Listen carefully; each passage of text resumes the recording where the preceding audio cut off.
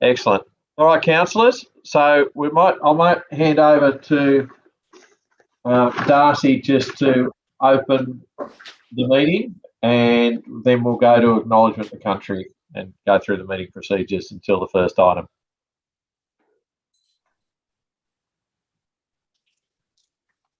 Thanks, Peter. You're right for me to open the meeting? Yeah, thank you. Back over. Okay, well, 7:20 something.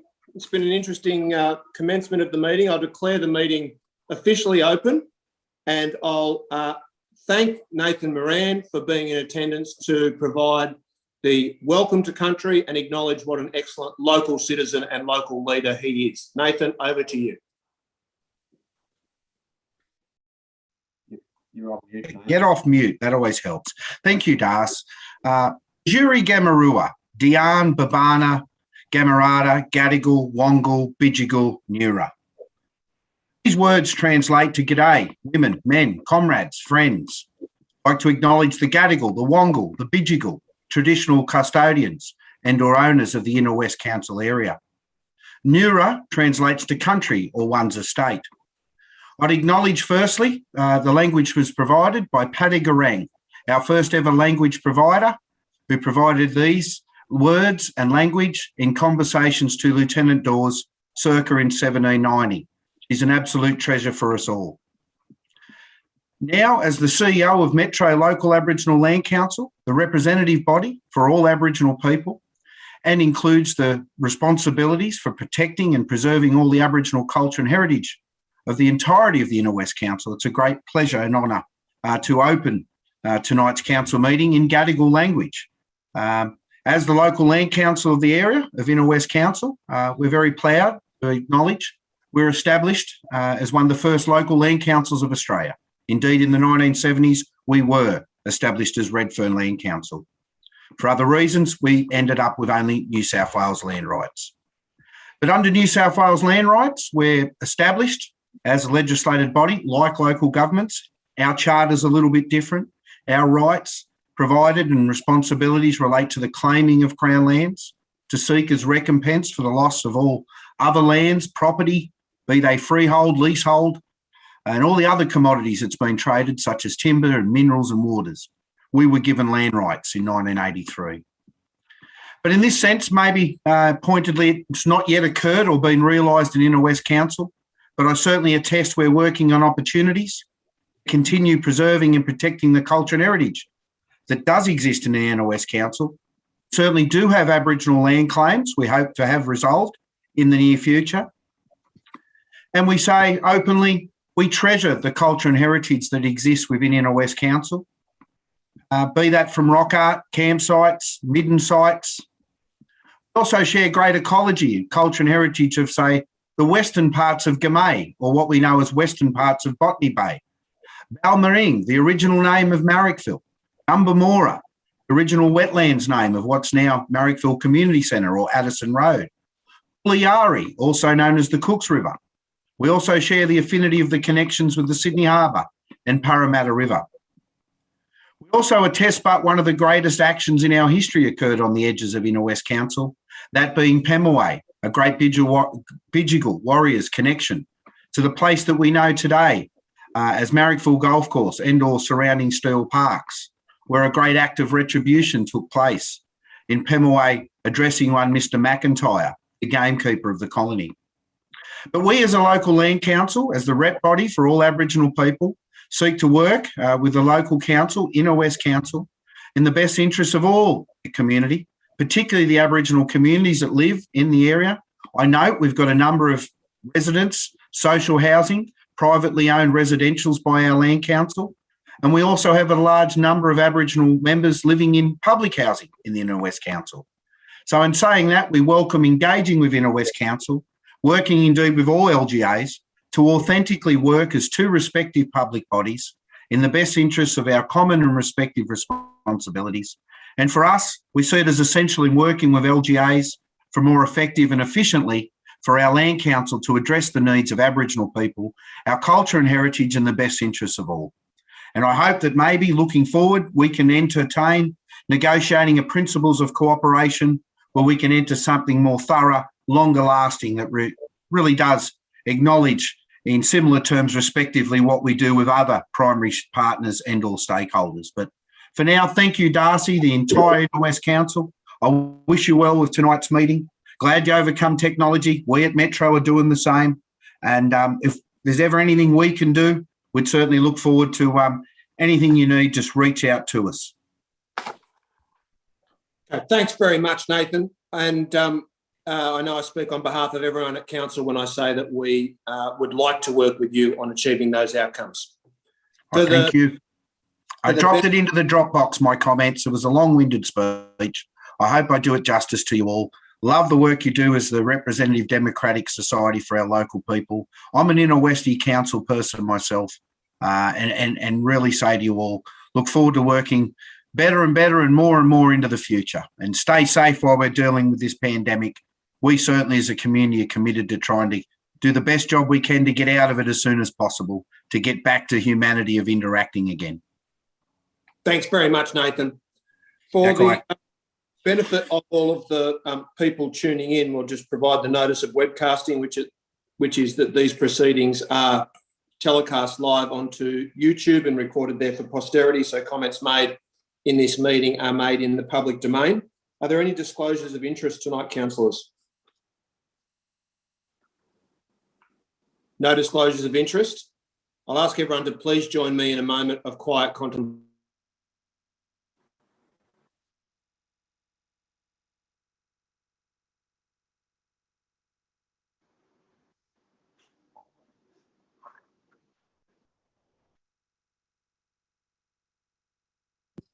What's happening? Councillor Passis, if you could desist, we're just engaging in the moment of quiet contemplation.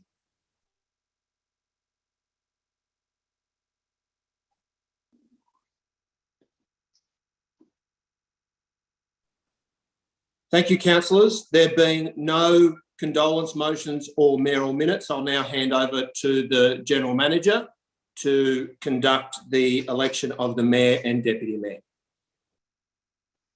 Thanks, Darcy. Councillors will now conduct the election of Mayor in accordance with the provisions of the Local Government Act and regulations. It's necessary for us to determine the method of voting to be used for the election of Mayor. It's common practice for these elections to be conducted at the Inner West by open voting through a show of hands. And I note it's the only way that we can conduct this election online. I'll move that way, General Manager. Thank you, Colin. So I have a motion. Councillor Hesse moves a motion for the election to be conducted by a show of hands. Do I have a seconder? Seconding, Lucille. Lucille's a seconder. Hesse first. So I'll put that to the vote. All those in favour? Any against? No, I declare that unanimously carried. So thank you. Now it's been resolved that the method of voting for the position of Mayor will be by show of hands. Each councillor is entitled to one vote in each round of voting. So I'll conduct the order for the vote and how I've received them. And the first councillor that I've received the vote for, I have nominations. Before I put this to the vote, I have nominations for Councillor Porteous, Councillors Macri and Councillors Byrne. They've all accepted their nomination in writing. I just want to check, there's no other further nominations for the mayor? No? Okay. So I'll conduct the vote in the order that I have received the nominations. So with those councillors voting for Councillor Porteous, please raise your hand. I have De Cruz, Porteous, Julie. I can't see your hand. No. I have Margarita, Rochelle, Vicky, no. Mark, no. Vic, no. Colin, yes. Councillor Hesse, 3. Councillor Steer, 4. Councillor Kiat, 5. And Councillor Lockie, 6. So 6 votes for councillor. I must say too, I remind you councillors, the councillor with the lowest votes, as we've got 3 candidates, will be excluded from the vote. So would councillors supporting Councillor Macri please raise your hand? That's Councillor Passis, Councillor Rossetti, Councillor Macri, Councillor Stamalos. That's 4 votes for Councillor Macri. So with councillors voting for Councillor Byrne, please raise your hand. I have Councillor Drury, Councillor Byrne, Councillor McKenna, Councillor York and Councillor Iskander. That's 5 votes for Councillor Byrne. So I declare that Councillor Macri is excluded out from the election of mayor, and the voting now continues for the 2 remaining candidates. So in the order that I received them previously, so I'll put the mayoral vote for those councillors voting, and I must say whoever gets the most votes out of this will be declared the mayor of Inner West Council. So those councillors voting for Councillor Porteous, please raise your hand. Councillor De Cruz, Councillor Porteous, Councillor Hesse, Councillor Kiat, Councillor Steer, Councillor Stamalos, and Councillor Lockie. How many is that, Catherine? Is that Councillor 1, 2? Councillor Passis, you didn't vote? No?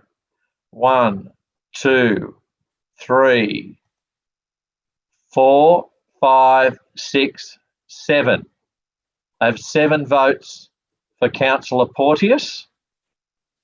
That's right, councillors? Yes, Catherine? Yes, that is what I have. Okay. So those councillors, the second candidate's Councillor Byrne. For those councillors voting for Councillor Byrne, please raise your hand. I have Passis, no. No vote from Julie. Victoria, any vote from you? No? No, Peter. No. Councillor Drury, I've got 1. Councillor Macri? No vote from Councillor Macri. I have 2, Byrne. 3, Councillor McKenna. 4, Councillor York. And I can't see Councillor Iskander now. 4, Yes, I am. Councillor. Yes, so you vote for Councillor Byrne, Sam? Yes. Yeah, 5, Councillor Byrne. So I declare. So how many votes? Sorry, Peter, could I just clarify, just be given the IT issues that we had previously, councillors Passis, Rossetti and Macri, are we sure that there haven't been any IT issues and that they've chosen to abstain? No IT issues with me. No, they've declared upset to all of them. No IT issues. Not voting, and I was just asking that of the person conducting the ballot. Peter, are you able to confirm that? Yeah, before I declare it, I'll declare Councillor Passis and Councillor Rossetti and Councillor Macri have not voted. That's correct. Could you please just nod, or Vic, could you put your hand up? Yes, no voting. Councillor Rossetti said no, and Councillor Passis? No. No vote. So I'll go back. Catherine, how many votes have I got for Councillor Porteous? Councillor Porteous, there are 7 votes. How many have I got for Councillor Byrne? Councillor Byrne received 5 votes. And 3 councillors didn't vote. Correct. 3 So- councillors abstained. Abstain. So I declare that Councillor Porteous is elected as Mayor of the Inner West Council until the end of the current term of council. So congratulations. Thank Councillor. you, Peter. Thank you, Peter. Okay. Thank you. Councillors, I'll just carry on before I hand over to Councillor Porteous to chair the rest of the meeting. I'll do the election of Deputy Mayor. So we'll do it again in accordance with the provisions of the Local Government Act. Councillors, at this stage, I have one nomination for Deputy Mayor. That's Councillor Lockie. I just want to confirm, are there any other nominations for Deputy Mayor? Peter, didn't you receive one from me? Oh, I scanned it and sent it to you today. hang on. Just hang on, Lucille.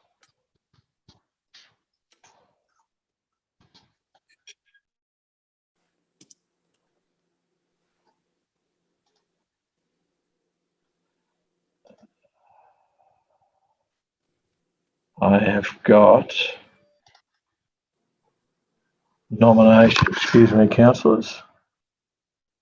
I've got a nomination for Mayor. I'm happy to have another nomination, but I need to get it in email now. So you sent it to me. I Oh, sent sorry, it. Peter. I sent it at 1:16 today by email. Let me just I'll send it again. Okay.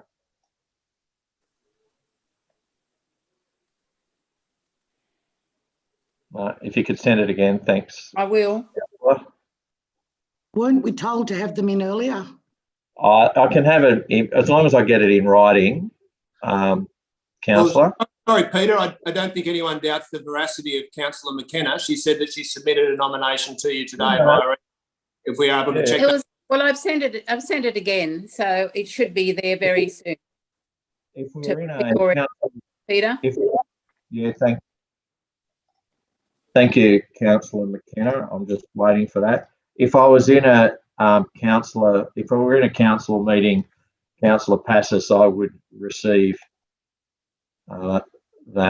No, I was only questioning the directive we got that said they had to be in, that's all. Okay. I was told that they had to be in.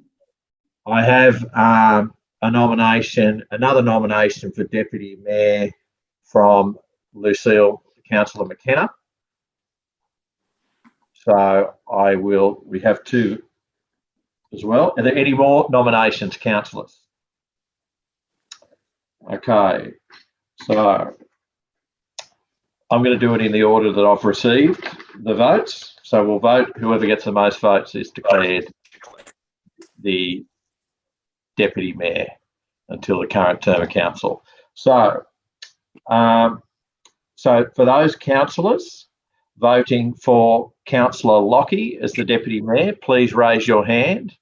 So I've Councillor De Cruz, Councillor Porteous, Councillor Hesse, Councillor Kiat, 4, Councillor Steer, 5, Councillor Stamalos, 6, and Councillor Lockie, 7. So I've got 7 votes for Councillor Lockie. Okay, and those councillors voting for Councillor McKenna as Deputy Mayor, please raise your hands. I have Councillor Drury. Councillor Passis, are you voting? No. Councillor Rossetti, are you voting? No. No. Councillor Macri, are you voting? No. So I've got Councillor Drury, Councillor Byrne, Councillor Byrne, Councillor McKenna, and Councillor York. So, Catherine, is that 5 votes? Sorry, Peter, could we just... Sorry, Peter, given the confusion earlier with the IT, Councillor Passis was away from the screen. Can we just confirm whether there's any IT problems or whether she was abstaining? No IT problems, I'm abstaining. So, Councillor Passis abstaining, Councillor Rossetti abstaining, Councillor Macri abstaining. I'll just put this vote for Councillor McKenna again. I have Councillor Drury. I have Councillor Byrne, Councillor McKenna, Councillor York. Yep, Councillor York.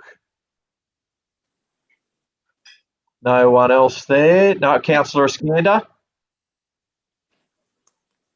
Yes, Catherine, can you tell me the votes again? So how Councillor Lockie has 7 votes, that's correct? That's correct. And Councillor McKenna received 5. Councillor 5 votes, Yeah, and we have 3 councillors. Iskander's got his hand up now, I can see it. Yes, he has, that's right. And we had councillors Macri, Passis and Rashidi abstain. So I declare Councillor Lockie Deputy Mayor of the Council for the remaining term. Thank you, councillors, for your patience. I'll kindly hand over to our Mayor to preside over the rest of the meeting, Councillor Rochelle Porteous. Thank you, Peter, and thank you for conducting the mayoral election. Councillors, I'd just like to start by saying a few words very briefly, and then I'd also invite Councillor Lockie to say a few words. And look, in the spirit of being collegiate moving forward, if Councillor Byrne and Councillor Macri would also like to say a few words, and Councillor Lucille as the other candidates and as the outgoing mayor and deputy mayor. Councillor Porteous, there is no provision in the Code of Meeting Practice or the published agenda for there to be a speech held at this time. So if we could get on with the business of the meeting, that would be excellent.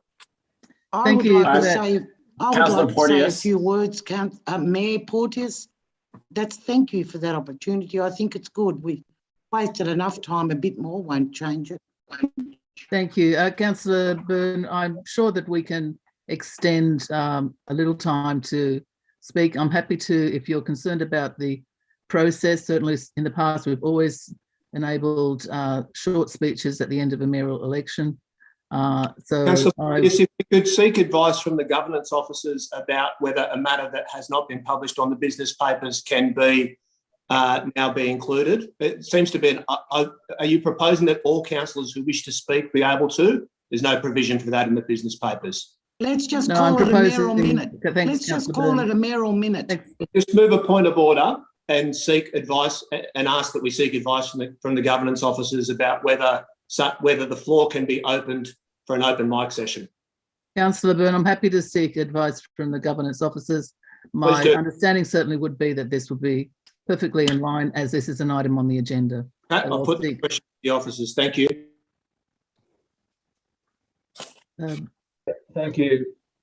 Thanks, Madam Mayor.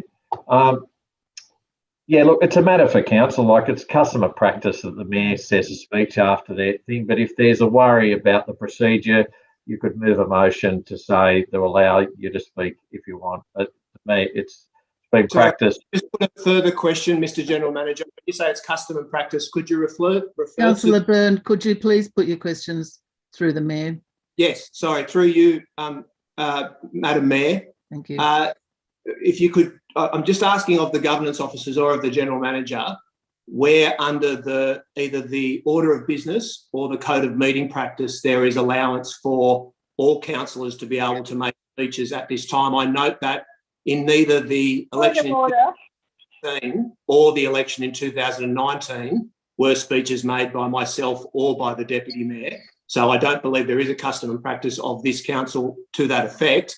And more to the point, I'd like the code of meeting practice side. Chair, could you please tell him to desist?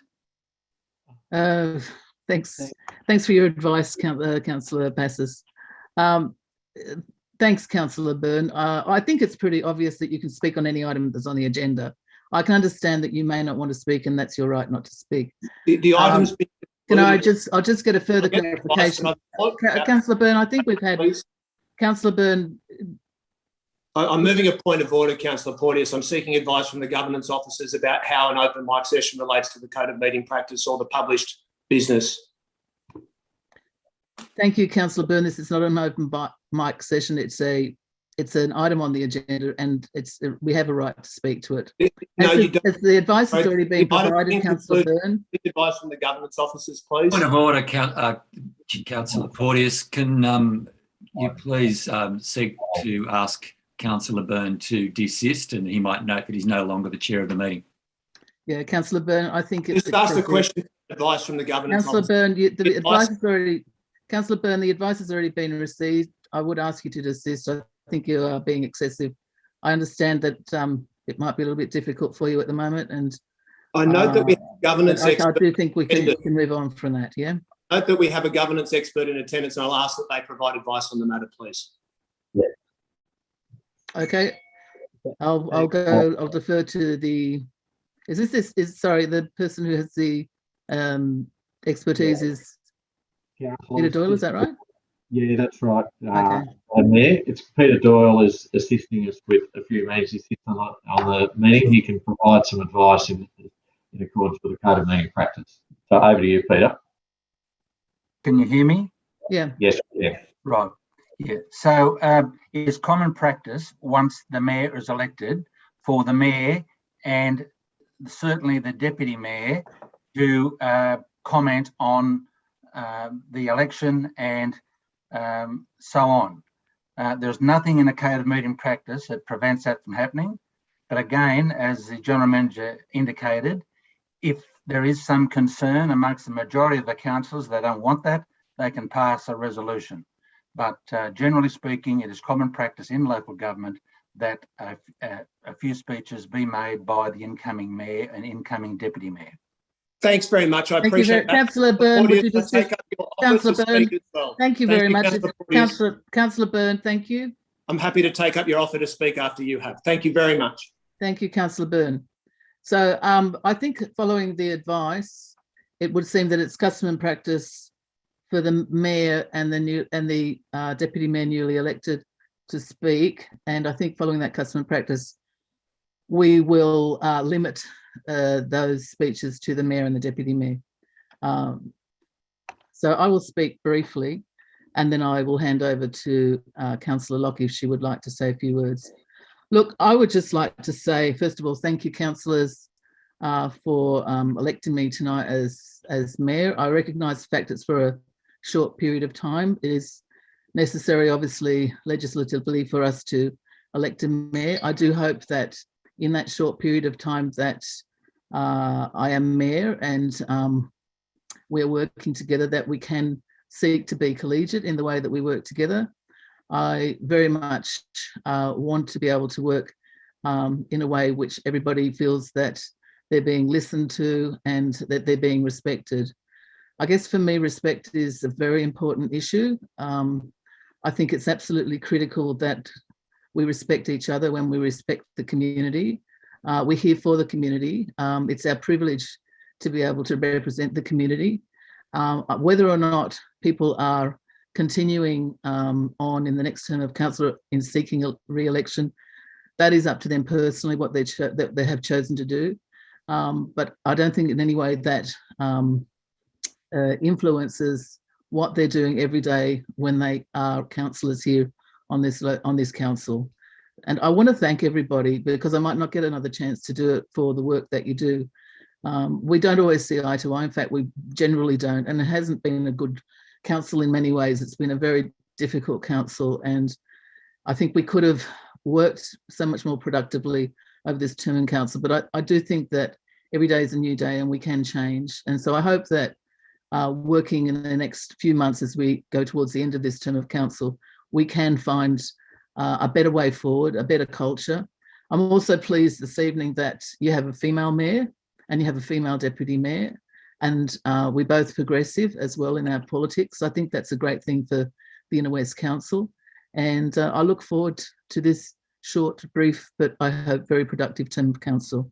And I'm thrilled as well that we have Pauline Lockie as our deputy mayor. Pauline, over to you. Thanks, councillor. Thanks, mayor. Look, I won't keep everybody long because I know we've got a full agenda ahead of us. Thanks for the support. Second, what the mayor said about wanting to work together. We're right at the end of this term now, but it would be lovely to get a period of calm before we wade into the storm that will be the election period. So look forward to continuing to work with you all, and thank you for the support. Thank you very much, Councillor Lockie. Councillors, we'll now move on to the next item on the agenda, which is item 2. Sorry, Councillor Porteous, can I take up your offer of just speaking briefly as well?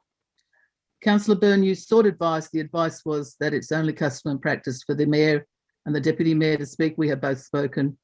So now we'll have to move forward. I was very happy for you to speak, as you know, but the advice was otherwise. So we might now move on to the item 2, which is the response to notice of motion, interactions and computer literacy. Is any councillor who would like to move this item? I move it. That's moved by Councillor Passes. Do we have a seconder? I'll second it, councillor. Thank you, Councillor Steer. Councillor Passes, would you like to speak to this item? No, just briefly, I want to thank the officers for the report. And if I could just add, I think what I said at the time when I put the motion up, I've had residents tell me that they were unable to lodge any submissions or any requests in person. They were unable to send them in by snail mail. They were told they have to email. And I remember the general manager saying that he was going to look into that. And I hope we do something about that, that people that are not computer literate like me, but there's plenty more out there. It says in the report that there's a 24-hour service, but that is good. But people, the disabled access issue that's just been implemented, the couple that were involved in that went through hell. They don't have computers. They're not computer literate. We have to think about these people in the community and don't think that everybody uses computers and we should go out of our way. These people, in most cases, have paid rates in our areas for over 50 years. And to be told that they can't send a letter or show up at our counters in person to lodge something is just unacceptable. And from what I've seen of our counter staff, they're very nice, but they were restricted. They must have been told they couldn't accept submissions or anything in that manner, and I think that should change. Thanks, Councillor Passes. Councillor Steer, would you like to speak as a seconder? And I've also got Councillor De Cruz. Yes, thank you. Very, very briefly, Mayor. I do agree with the comments of Councillor Passes in relation to the vulnerable people in our community who may not have computer literacy. And I think it's very important that Council consider ways that it communicate with people in multiple ways. We just can't rely on the website. We can't rely on people having access to computers. We can't rely on people being able to lodge things over the counter either, because not everybody may be able to access that during business hours. We need to be able to offer all of these methods to people so that they can communicate with our council, respond to our council and interact with our council. And therefore this report is a great way of deepening and broadening the way that council communicates with residents. And that's why I'm glad to support it. Thank you. Thank you, Councillor Steer. Well said. Councillors, just before I go to Councillor De Cruz, if you go to the bottom of your screen, you can see that you've got a reactions button there and you've got the raise hand. If you use the raise hand, I can pick it up in the participants list. It's a little bit easier to see if somebody's raising their hand if you do it that way. So if you want to use the electronic way of raising hand, that would be great. If you want to use the old-fashioned real hand, I will still keep looking out for it on the screen, but just to suggest that might be another way for you to catch my attention and make sure that you can speak. So I've got Councillor De Cruz, then Councillor Stamalos. Councillor De Cruz. Thanks, Madam Chair. I've sent an amendment to Catherine. I had an experience where I assisted an elderly resident to resolve her rates, which is a very complicated matter. And I'm very disappointed that council officers emailed her carer and all kinds of people, and even emailed me the information instead of actually communicating with the residents. And so I think we do have a serious issues with our procedures and handling information. And if Catherine could put up the amendments that I've put forward, that we actually where residents don't have internet access to the internet, council will use paper mail addressed specifically to the individual, and this is used as a record, and to also meet our confidentiality and privacy obligations in relation to inquiries to council. I think it's quite unacceptable that emails are demanded and carers are provided with them, because the carers often have it just on their telephone and can't print it out and provide it to the residents, and it's the onus is on us. If we're going to discount to residents who receive their information electronically, that's fine, but I just don't think we should just cut off residents. Also, residents have asked for waste calendars to be printed and sent. It's much cheaper for council not to bother. It's much cheaper for all government agencies not to bother and say, get it off the internet. But we do have an obligation to provide this information to our residents, and in a way that we do actually get the information to them. So I would like, therefore I'm moving this amendment, that we actually formally say that we do provide information to our residents where they don't have internet access. And this may be a request for a waste calendar. It may be for clarification about their rate where there's been an error and a mistake.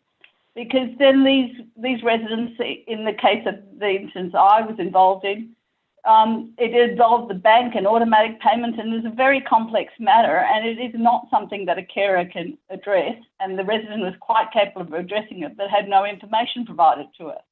So for that reason, I'm moving this amendment, and I hope I have a second and your support for it. Thank you. Thanks for that, Councillor Cruz. I'll just check if the mover and seconder of the motion would be happy to incorporate your amendment into the primary motion. Councillor Passes? Yes. You are? Okay, great. So we'll incorporate that into the primary motion. I don't know. This is a report on the motion. I have no problem. The more ideas, the better, to make it easier. Yep. Okay, thank you for that. So that's incorporated into the primary motion. Councillor Stamalos? Thank you, Madam Mayor. First of all, I'd like to congratulate you and Councillor Lockie on attaining positions of Mayor and Deputy Mayor. It's wonderful to see two women leading our community. In respect to this item here, I've been recently looking through at some of the new demographic data, the estimated resident population, which is the updates provided by the ABS, and it's showing me that our 70+ population is growing very, very fast in the inner west. I don't think that's any surprise to anyone anyway, but it's growing very, very fast. Through the chair, I'd just like to put a question to the relevant officer. In terms of council's assistance for our residents in having access to technology through various centres, whether it be our libraries, Hannaford Centre, whatever, do we regularly look at that? Do we look at the opportunities for courses? Are we doing this for the older age groups, in particular those centres that they can access through council channels? Thank you. To the General Manager and the relevant officer. Thank you. Through you, Madam Mayor. I couldn't quite understand the question from Councillor Stamos due to the crackle in the line. Could I ask for the question to be repeated? Sure. Councillor Stamos, could you repeat your question, please? Sure. So we have an ageing population. Excuse me, can I just say, there's something wrong with the microphone. Okay. Councillor Stamalos. All right. Can I suggest that you write your question into the chat? Yeah. And then we can everybody knows exactly what the question is, and then we can put it to the General Manager. Sure, I'm happy to put it separately, Councillor Portis, to the General Manager tomorrow. That's fine. Okay, thanks for that. Look, I'll just speak briefly, and I also wanted to move a further amendment. My concern is also what's happening recently with the pandemic and the lockdown, because it does seem that there's been a move towards more digital communications and away from hard copy communications. There's less flyers, posters, leaflets. Obviously, there's no face-to-face, and I am concerned about what that means in terms of people getting really critical information, particularly information pertaining to changes that council's invoking and the state's invoking as well in terms of the pandemic, but relying perhaps too heavily on websites and online when so many people in our community simply don't feel comfortable, don't feel that they are able to access the website online, and they have issues around the cost of the data and the cost of the devices. There's so many reasons people aren't able to access online information, and I think it's important that we make it clear that inclusive communication needs to continue during the pandemic and during the lockdowns, so that we are still communicating with everybody in our community. So I'd like to move a further amendment that Council confirms its ongoing commitment to inclusive communications with the community during the pandemic and the lockdowns. Councillor Passis, would you be happy to include that in your primary motion? Only too happy. As I said, the more ideas, the better. Okay, thanks for that. Okay, so we have a primary motion which now has 2 additional points to it. Councillor Porteous, Mayor Porteous, Yes. can I just, the item 2, point 2, it actually doesn't make sense. So council will use paper mail addressed specifically to the individual will be used to provide a record and meet confidential and private. So there's some words missing there that need to go in to make that sensible. Mail address specifically to the individual, and will use to provide. I think it's just missing the and, actually, just between individual and will. You just need to put an and right. Will be used to provide a record and meet confidential and privacy obligations. Just put the and in between will and be on that second line, then it makes sense. Is that, is the minute team okay to do that? It's actually which. Which would be better. Oh, okay, which can you use it? That works as well. Yep. Councillor De Cruz, you're happy with that, yeah? So we'll just make that small amendment. Okay, is there anybody else that would like to speak on this item? Chair, yes, I would, thank you. Okay, Councillor Macri. Councillor Macri, yes.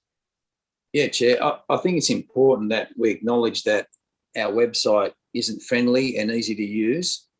And I've had a number of issues with people coming in. Now, yes, they were a little bit older, but even younger people that were trying to organise garden pickups, and they just gave up and they said, you try and do it. I tried to do it and I couldn't even do it.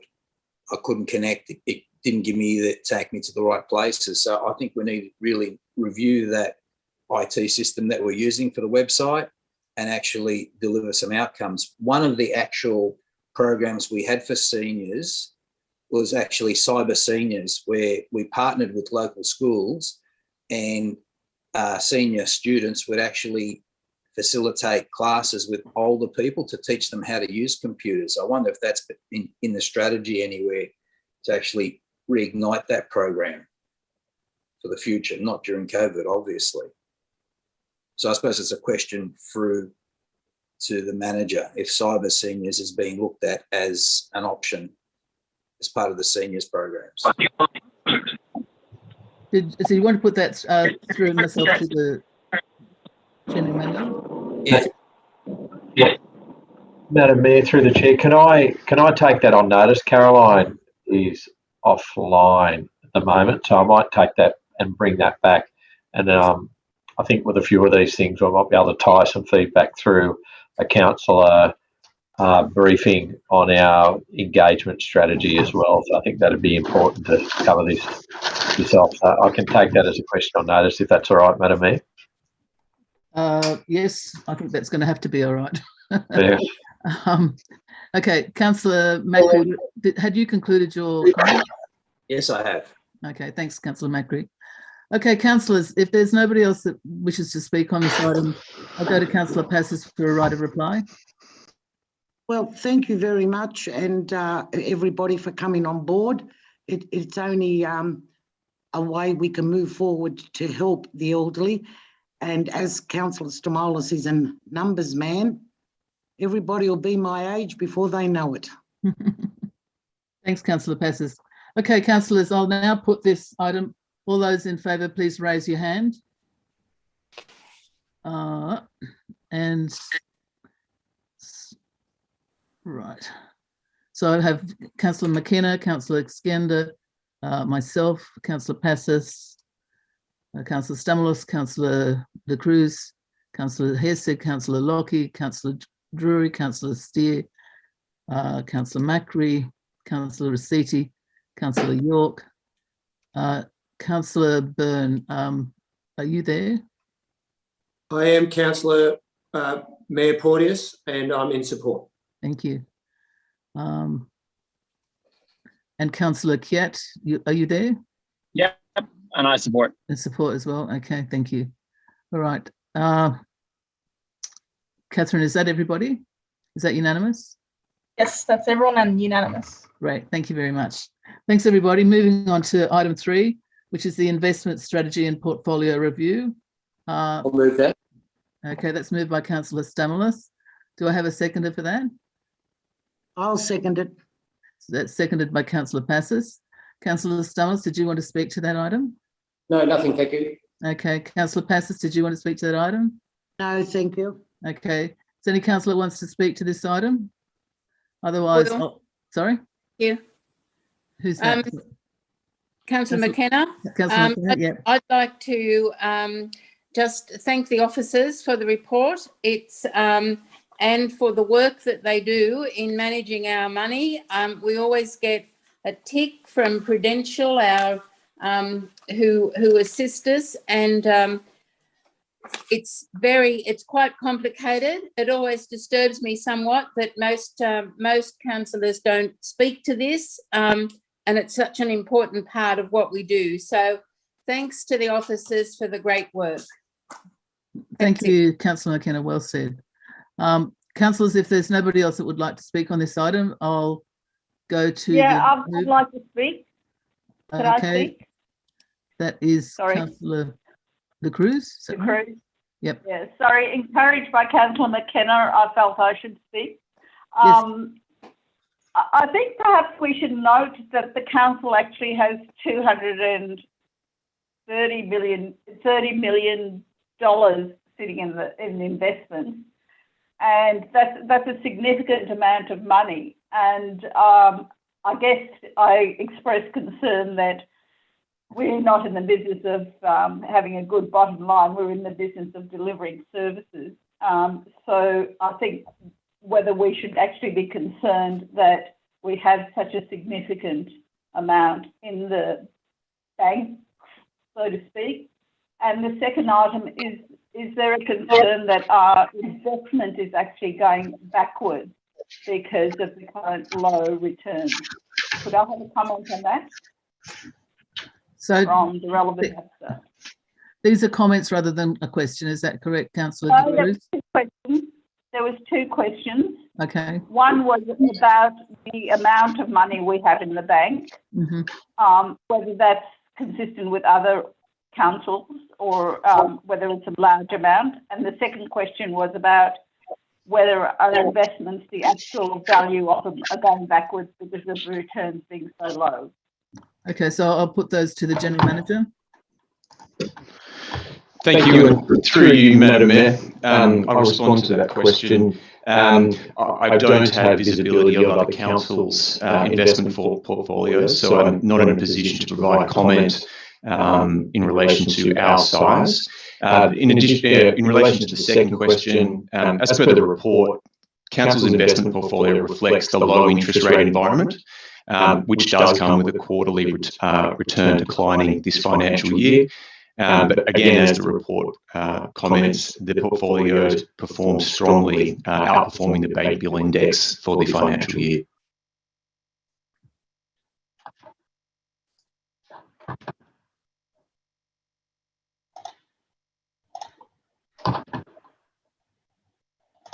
Okay, thanks. Ooh, somebody muted me. Thanks for that. It would be good if we could have the expertise in the room, Peter, when we have these items on the agenda. Okay, so if there's no more, Chair, else who wants to speak I'd like to ask, Chair, Councillor Macri. Councillor Macri. Noting the reserves in the bank, how much would the staff know how much of those are actual leave entitlements that we have to hold in reserves if staff have to take leave, and is there specific requirements for us to hold money against that? To you, Peter Gainsford. Thank you, Madam Mayor. I can address that one. I don't have that information in front of me. I'd have to take that question on notice. Thank you. You've got a bit of an echo, Peter. I'm not sure why on your microphone. Okay, so is there anybody else that would like to speak on this item? Otherwise, I'll go to the mover, Councillor Stamalos, for a right of reply. A question, please, Mayor. Yeah. Is it not the case, to the officers, through you, is it not the case that that money is the money that's put aside, that was the money we got for the sale of the Tempe lands? Is that money included in our investments? I would think so. Plus, there's many restricted reserves in there as well. So I don't think there's actually a lot of spare cash. That's my take on it. I don't know whether I'm right or wrong, but perhaps the officers can tell us. Okay, so I'll put that to the General Manager. Thank you, through you, Madam Mayor. I don't believe the investment report includes the proceeds from the sale of Tempe land, but I would have to confirm that with the Chief Financial Officer. All right, Okay, thanks. thank you. All right, so any other councillors that have any questions? Just a Would like quick to one. speak? Yes, Councillor Mayor. Passes, yeah. Just a quick one. Yeah. Isn't that amount about the amount of 1 year's rates? The total amounts, the 230 million. Is that the No, question? much more. What is, would the officer know off the top of his head, what is the income of 1 year's Do you rates? want to clarify what a year's rates are? Okay, so we'll go to the General Manager and just clarify that. Thank you, through you, Madam Mayor. The total value of general income I don't have in front of me, but happy to provide that response to that question. Thank you. Okay, sounds like we're going to get a number of responses in a briefing from the General Manager. Okay, so are there any other questions, any other councillor who would like to speak on this item? Otherwise, I'll go to Councillor Stamalos for a right of reply. Councillor Stamalos.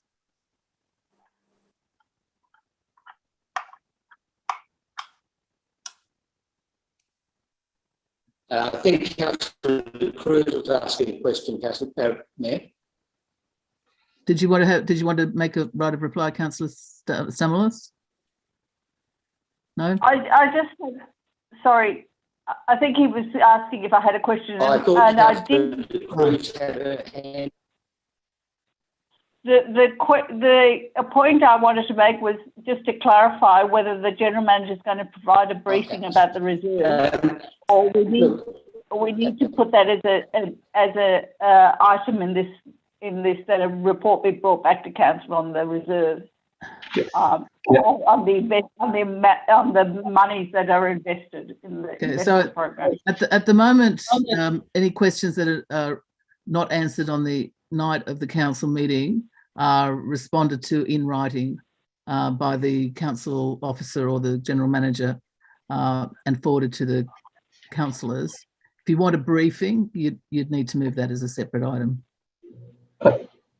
Madam Mayor, if I may just clarify, we are doing as part of our budget preparation for next year, we are going to do a presentation to councillors on the budget. It's easy to include the reserves in there to clarify most of it. It probably should form part of our discussion anyway.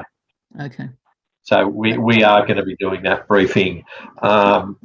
If not at the next briefing in 2 weeks' time, it'll be in October. Okay, thank you. Are you happy with that, Councillor De Cruz? Yep, that'll be great. Thank you. Okay. Councillor Stamalos, would you like to write a reply now?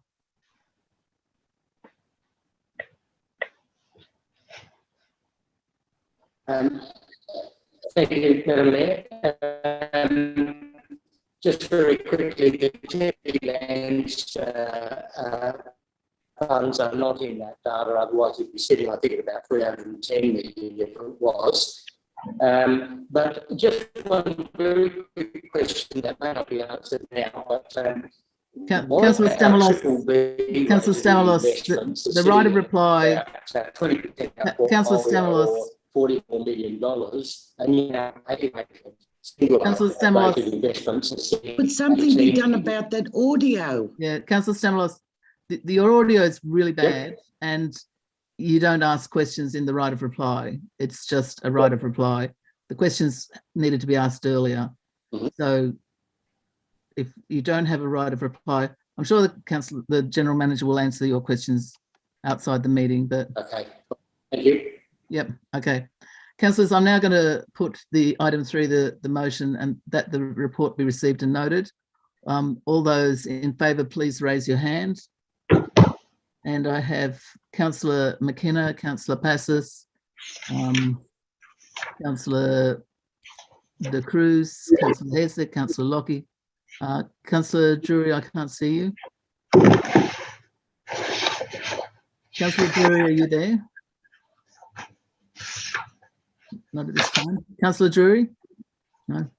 Councillor Steer, Councillor Macri, Councillor Rossetti, are you, your hand up? Yes. Councillor Skander, Councillor York, Councillor Byrne, Councillor Stamalos, do you have your hand up? I assume you do. You've moved the motion. Can everyone except Rochelle mute? Someone's moving papers. It's very annoying. Yeah. Okay, so Councillor Stamalos, if you haven't got your vision on, could you put can you put the hand up on the reactions so that we see you're supporting the motion? I note, Councillor Porteous, that Councillor Drury's hand is up as well. Okay, great. I couldn't see him and he wasn't answering before. Just check now. Okay, so I believe that's unanimous. Yeah. Is that correct, Catherine? Just need a vote from Councillor Kiat and yourself. Yes, I mean, yes. I'm in favour. Kiat, yes. Yep, that's unanimous. Yep. Okay, great. All right, moving on to the next item, which is item 4, investment report as of 31 July 2020. Yes, Mayor, I'll propose that one. Okay, that's moved by Councillor Steer. Do I have a seconder for that? Yep. Councillor Hesse. Councillor Hesse. Okay, that's seconded by Councillor Hesse. Councillor Steer, did you want to speak to this item? Yes, I do. I think there's some things in this that really need to be brought to the attention of the public in a very positive way. Like the previous item, Council's investment portfolio has been performing above the bank bill index benchmark. And so while the returns don't look very much in these times when nobody's returns look very much, Council has been maximising its opportunities in a very pleasing way. And the really good part about that is Council has done this without compromising its principles. Council's entire investment portfolio remains invested in non-fossil fuel lending ADIs, which is 26% of the portfolio, and socially responsible investments, which is 74% of the portfolio. And it's able to do this while remaining in full compliance with the New South Wales T Corp requirements. T Corp is the government lending body, while continuing to adhere to our socially responsible investment goals. And this is really close to my heart because as a member of the public, I remember when Marrickville Council initiated divestment of investment in fossil fuels, and I went to speak at the council as a member of the public to support that motion, which was successful. It helped that on the day the Rothschilds announced they were going to divest themselves of investment in fossil fuels as well. And so you might as well follow them because they are experts in investment. But since that time, that investment has proven to be a very wise, sound policy, as non-fossil fuel investments are more stable, are less subject to market adversity, and are proving increasingly popular and more available. It's really important for councils to realise that they can make a difference by choosing how they invest, and not only that, by choosing how to invest in socially responsible investments and avoiding investment in fossil fuels, they can increase their performance in investment as a council. And I really hope that Inner West Council is a beacon for all other councils to follow our lead and follow our strong investment policy, as well as being socially responsible and supporting the environment. Thank you. Thanks for that, Councillor Steer. Councillor Hesse, you seconded. Did you want to speak? I'm good, thanks. Okay. So I've got Councillor Drury, Councillor Kiat and Councillor Rossetti who have put up their hands. Oh no, actually Councillor McKenna. Not Councillor. So I've got Councillor McKenna, Councillor Rossetti and Councillor Kiat. Is that correct?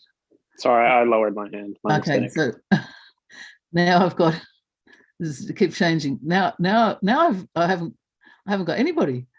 Everybody's lowered their hands. Was there anybody that wanted to speak to this item? No? Okay, in that case, I'll go to Councillor Steer for a right of reply. Thank you, Mayor. I think I've said everything I need to say, so I don't need a right of reply. Let's go to the vote. Okay, thanks. So all those in favour, please raise your hands. And I have, please raise your hand. I've got Councillor Lockie, Councillor York, Councillor Byrne, you supporting this motion? Councillor Byrne, Councillor, okay, so I've got Councillor Stamoulis. I've got Councillor Stamoulis twice, just to let you know. Councillor Byrne, are you supporting this motion? Are you there? Yes, Councillor Porteous, I'm in support. Okay, thanks. We've got Councillor Rossetti in support, Councillor Kiat in support, Councillor McKenna in support. And I'm in support. Councillor Passes. Councillor Passes in support, Councillor Macri in support. Councillor Skender, are you there? You're in support, thank you. Councillor De Cruz, you're in support? Yep. Okay, minute taker, how are we going in terms of anybody that we're missing now? I assuming you're voting for? Yes, yes, I did Okay, have my then hand up it's for a while. unanimous. Okay, unanimous, great. Thanks, that's been passed unanimously to the councillors. All right, next item is Councillor Drury's motion, which is the goods line rail noise motion, item 5. Councillor, sorry, not Councillor Drury, Councillor Macri. Councillor Macri, would you like to speak to that item? Yes, I would, Chair. I've got enough recommendation for the motion, if I can put that up, and that is that council right to the ARTC requesting they investigate the noise concerns of the Meeks Road residents. In the event the residents' concerns are proven, that the ARTC implement treatments to reduce the impacts to the residents. 2, write to the relevant federal members seeking assistance for the residents, informing them of the impact of the freight line noise issues in the early morning hours along the rail corridor through the Marrickville South area, particularly the Meeks Road residents. If there's a seconder for it, I'll speak to it. I'll second it. Okay, that's seconded by Councillor Passes. Would you like to speak to it now, Councillor Macri? Yes, I would. What became really apparent was during the actual work that was being done on the metro line, the freight trains were still going through, but they weren't going through at the speeds they were travelling, which was stopping the grinding of the wheels and the brakes on the tracks. It could be as simple as a little bit of speed limiting in heavy residential areas, and it could be something if they acknowledge that could actually be transferred right across our LGA, and it could be a real benefit. That's why we need them to actually have a look at it. And it's only where it's really, really close to residents. And at Meeks Road, they're right there. They're just virtually out the door. And the significant difference that reduced speed made was amazing. So if we could make them aware of it with council support in the way of really notifying them from us on behalf of the residents, I think it's an important advocacy role that we do have, and we should be representing these concerns to the ARTC. They're a very large body, and they might not take as much notice to a few residents that they think are complaining. And people further out than these residents have actually told me similar things. So it's not just them, the people are impacted. So I'll put that to the councillors. Thanks, Councillor Macri. Councillor Passes, did you want to speak to this item? Look, I'll just quickly say, I was brought up on Parramatta Road and we could hear the trains at Summerhill Station late at night. You get used to it and you pay accordingly when you buy near these two type of places like the airport. But maybe if we've got any pull as a council, I don't know. I don't have a problem with council writing, but I can't see it happening. It's a very big residential area. If it's not the Inner West Council, it's other council areas, and people do live alongside railway lines. So I don't know, but I don't think it's going to cost council too much on behalf of the residents to write. I will be supporting the motion. Thank you, Councillor Passes. So is there anybody else that would like to speak, any other councillor that would like to speak to this item? I've got Councillor Hesse. Thanks, Councillor Porteous. I suppose it's the inner railway person in me. Look, I live very close to this piece of railway line. I can hear it as well, day and night. It's, I mean, I understand why the new residents would be upset. Obviously, you buy a house during the day and you don't hear what's there at night. It has been something that's gone on probably since they put the railway line in more than 100 years ago. But I do understand it is quite a shock. Obviously, I mean, it's interesting. I'm aware that a report on the impact of noise from various transport sources was done a number of years ago, I think probably around the third runway campaign, that airport noise is the one that affects us most, followed by road noise and then rail noise. I've actually lived on a railway station when I was a station master. I can assure you that's quite distracting. You do somewhat get used to it, but when you're rolling over in the middle of the night, it's always annoying. I think the problem we have here ultimately is the state government, in fairness, are probably going to say, well, it's been there for a long time. I certainly wrote a couple of years ago asking the state government to reinstate the electrified rail line out to Port Botany because of the impact of diesel locomotives, because diesel is quite toxic.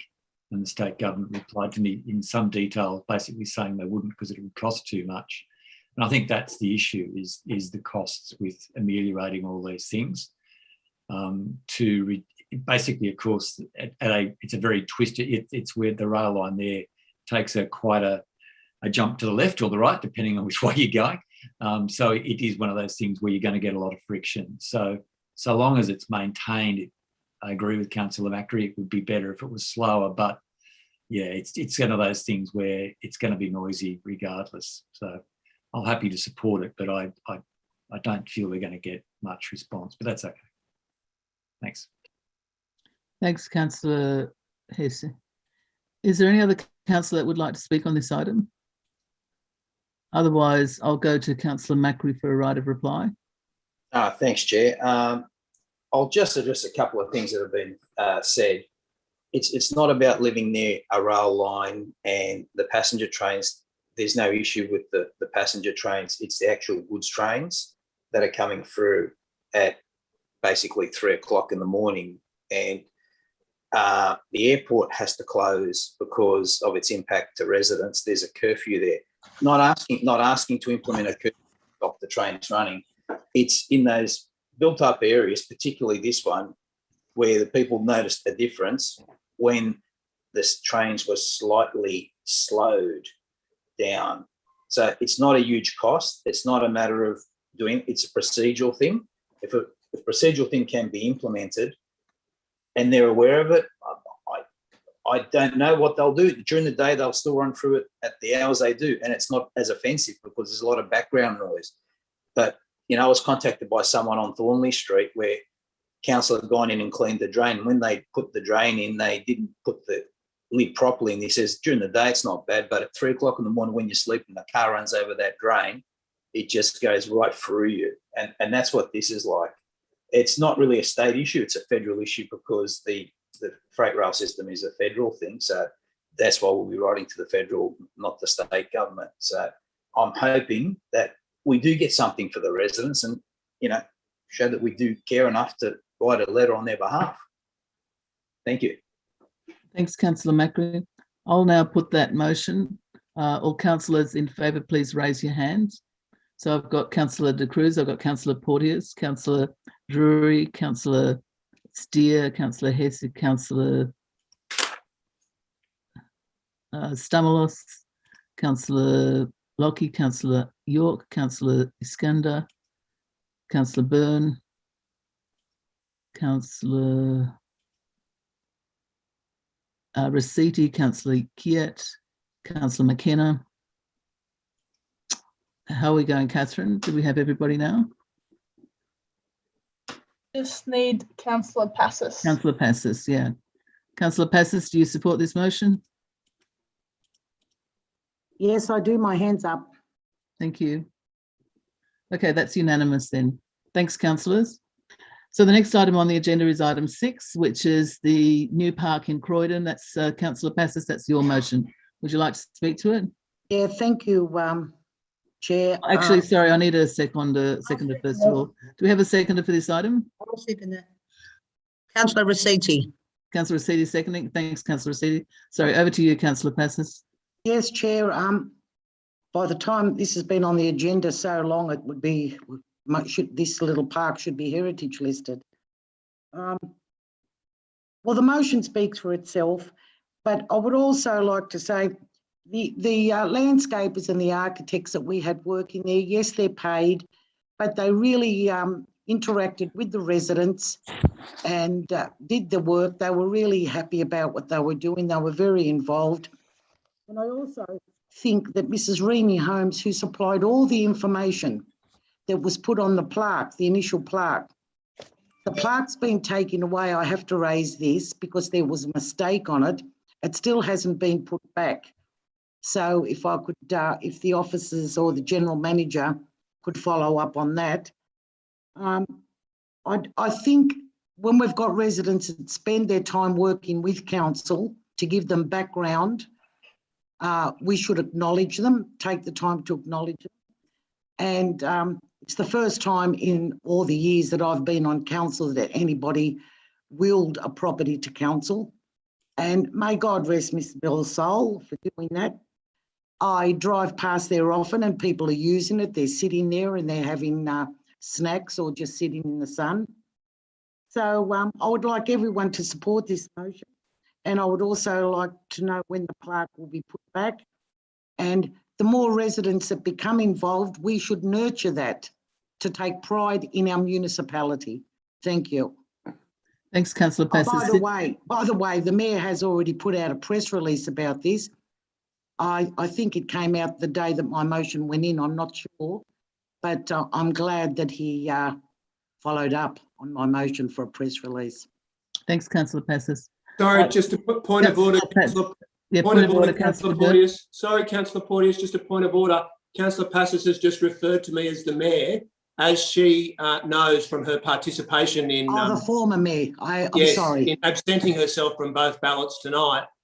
You are the Mayor, Councillor Porteous. And for clarification, I published the press release after it was drafted by council officers at their request. I completely concur with the thanks to Ms. Bell and her family. We're not normally in the practice. Councillor Byrne, I'm really happy to put you on the speaking. Councillor Byrne, thank you. Councillor Byrne, thank you. I'm very happy to put you on the speaking list. I beg your pardon. I'll put you on the speaking list. Councillor Passis, did you want to ask that question through myself to the General Manager about the query you had about the plaque? The plaque, yeah. Yes, please. Thanks for the opportunity. A plaque was put up. Few residents thought that it was vandalised or stolen, but apparently it wasn't. There was a mistake on the plaque, so it was taken away to be rectified. And this is a fair while ago, Chair. So I was just wondering if the General Manager could take it on board to see that it's put back and has it been fixed. Okay, thanks. So I'll put that to the General Manager. Through the Chair, Councillor Passes, thank you for bringing this to our attention. I was actually unaware that the plaque was still missing, and I will follow that up with staff tomorrow and get back to you with a response. Thank you. Thank you. Thank you for that. Okay, Councillor, Councillor Rossetti, did you want to speak? Just quickly to say thank you to the late Miss Bell, and also Mr. Liam Noble from the architectural work that was put into it, and to thank Mrs. Holmes because she went over and above to get all the information to council. Thank you. Thanks, Councillor Rossetti. So I've got Councillor McKenna, and I'm not sure if Councillor Byrne wanted to speak as well. Councillor McKenna. Thank you, Mayor. I just wanted to say how grateful we were. It's now, I think it was 2015. I was certainly the mayor when this was bequeathed in the will of Mrs. Bell, and it was a great surprise to be given the property. There was some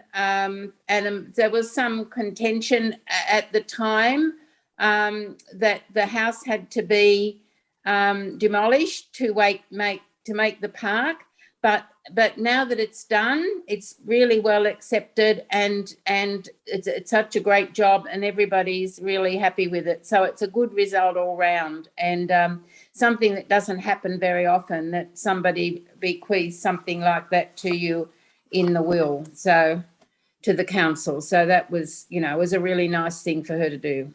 Thanks. Thanks for that, Councillor McKenna.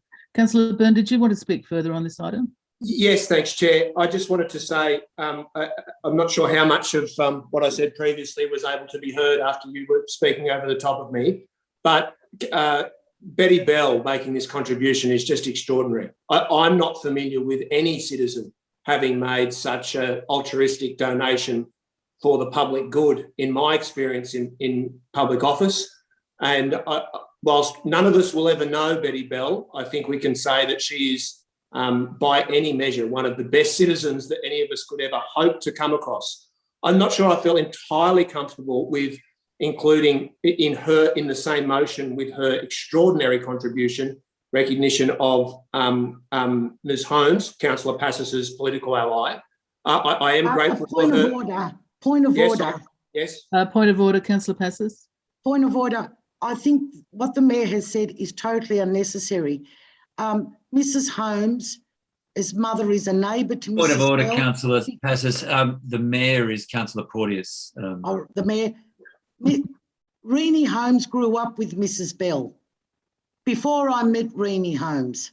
Yeah, thanks. And I don't, political ally is totally unnecessary. Yeah, I agree with you, Councillor Passis. I really don't think it's necessary to point out the political affiliation of somebody in a motion like this when clearly that it's unnecessary.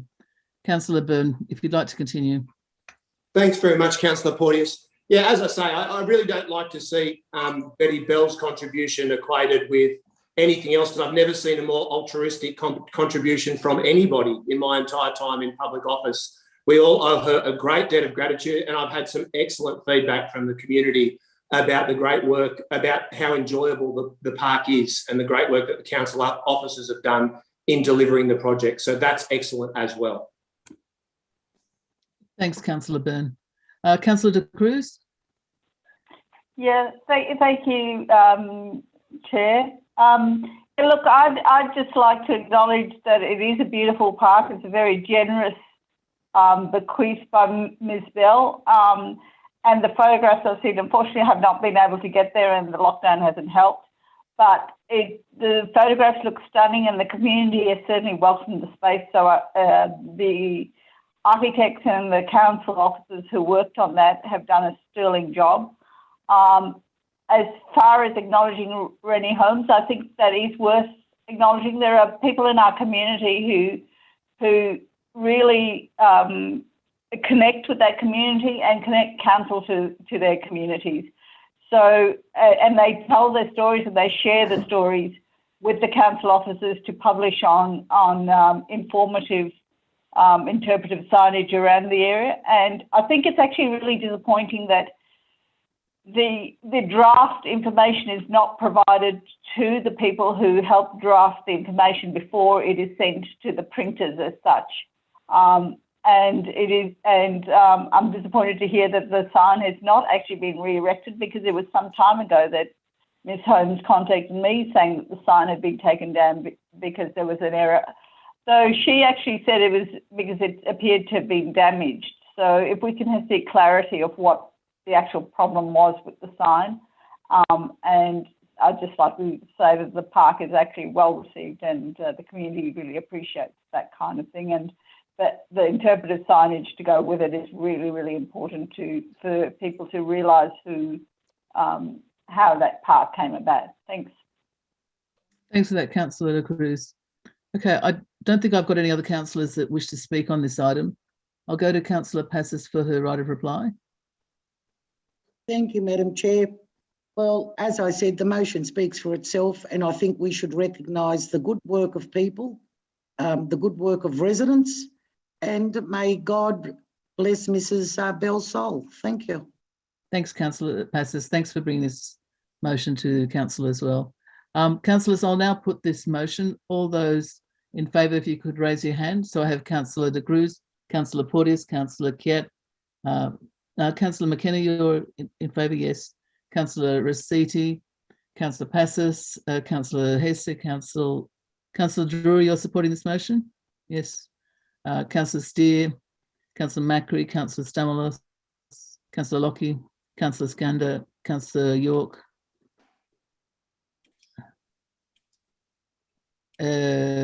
Councillor Byrne. Yes, supporting as well. That should be unanimous. Is that right, Catherine? That's right. Okay, thanks. That's unanimous. Thanks, councillors. Okay, item 7 is the notice of motion from Councillor Stamalos, report of delays with Dawn Fraser Pool. Councillor Stamalos? Madam Mayor, can you hear me? Yes. Thank you. First of all, I'd like to change the date in the motion of request for that report. It can't be the first meeting in September now. Can we make that the first meeting in November 2021? So I hope the minute taker can alter that for me to November 2021. In light of that, councillors, this project commenced, I think, in August 2019, and here we are more than 2 years later, and thankfully the Dawn Fraser Pool will be open tomorrow, so that's a wonderful result. But there have been long delays, a number of delays. Our public have been concerned, and I know our councillors have been concerned. What I'm requesting here is that we do get a report back to council, which details for us what these issues were, as well as the financial statements for this particular project. I think there's some very strong learnings for council about this project. It's one of the first projects that we've done on council, one of the first major projects. There's been 2 or 3, of course, and certainly the biggest in the Balmain ward. So I'm simply requesting some information so that councillors can understand what has happened and find out the key learnings from this project. Thank you, councillors. Thanks, Councillor Stamalos. Sorry, I didn't get a seconder for this motion. I'll second it. Okay, they're seconded by Councillor Passis. Would you like to speak to it, Councillor Passis? Yes, just quickly, I'm also concerned. I've had a lot of feedback from a few residents that live in close proximity that were watching this work going on. And I don't take rumour on board, but you do listen to them, that a lot of things went on down there that we if they are true, we must learn by them. And I hope this report tells us everything that happens, even to when the lights went in. There seemed to be a big problem there, where the council did the right thing when the lights went in. As I said, it's not my area, but people contact me on different things. I know people all over the place. And I hope this report is thorough. If Ernst & Young are doing it, I do believe it will be. And I look forward to see what we can learn from it. Thanks, Councillor Passis. Now I've got Councillor McKenna, then Councillor Drury. I might just ask a question of the General Manager first of all. I note that there is work underway by the Council's Auditor, Ernst & Young. If you could just outline what that work is and when that's due to be finished, and can that be incorporated into the report that is being requested by Councillor Stamalos? Thanks, Madam Mayor. Yeah, look, the report is due to be finished later in November and then presented to the Audit and Risk Committee. So it involves interviewing with all the key staff, reviewing the relevant documentation. We could provide a summary report to this meeting if we need to, but there is some detailed stuff that will still be ongoing in relation to it. And we're more than happy to ensure through the thing that the questions that Councillor Stamalos has asked, we could forward that to EY to make sure that their report, which I'm sure would address the issues he's raised. Thank you for that. Councillor McKenna? I think it would be far more sensible to wait for the auditors to do their report. They do a very thorough report and they are independent, and you know, the council staff are not going to be able to produce something in a short period of time that is as comprehensive as what we will get from the auditors. So I just think it's double handling, and it would be better to just acknowledge that the reports being undertaken by Ernst & Young and who are our auditors, and it would be sensible to wait for it, but of course it's his choice. Thanks for that, Councillor McKenna. Councillor Drury? Councillor McKenna has said what I wish to. Same. Okay. Thanks, Councillor Drury. Look, I'll just get a clarification. My understanding is that the auditor's report can be incorporated into the report that Councillor Stamalos is requesting. I'll just get a clarification from the General Manager on that. I was answering the other way around, Councillor Porteous. So the report being done will be presented to the Audit and Risk Committee later in November. So I can ask the questions that Councillor Stamalos has raised. I can make sure that they're considered as part of the report to the Audit and Risk. But yeah, Councillor McKenna is correct. The best analysis that you'll get on the report is from Ernst & Young, who are doing that to the Audit and Risk Committee. Which, just to clarify, that will also come to Council, won't it? The minutes of the Audit and Risk Committee come after they've been considered by the Audit and Risk Committee. Councillor Stamalos. Thank you, Madam Chair. I'm just wondering if you want to perhaps, as an alternative, as we're already getting this significant piece of work being done by Ernst & Young, which can incorporate your questions, whether that's not being brought to Council at this point in time, only to the Audit Committee. Do you maybe want to move that be brought to Council? That's the whole point of this motion, Madam Mayor. So yes, I would be very happy with that the report be brought to Council. Okay. So do you want to change the wording on that just to make it clear that that is what you want? I'm a little bit stuck here with technology, Madam Mayor. So if the minute taker could possibly do that for us, but essentially, a report going to ARIC, of course, would not come back to Council, and it's my intent that this report does come back to councillors so that we view it, and possibly with a briefing as well. I'm happy to go with the best process so that our councillors are informed and council executive are appropriately informed as well. That's the intent of this motion. And if that means it needs to be delayed to December as well, more than happy with that. Okay. So I can't do the wording for you, Councillor Stamoulis. You need to do the wording. Okay. I'll get something. I'll have to switch off one thing and I lose my mic, you see. So, yeah.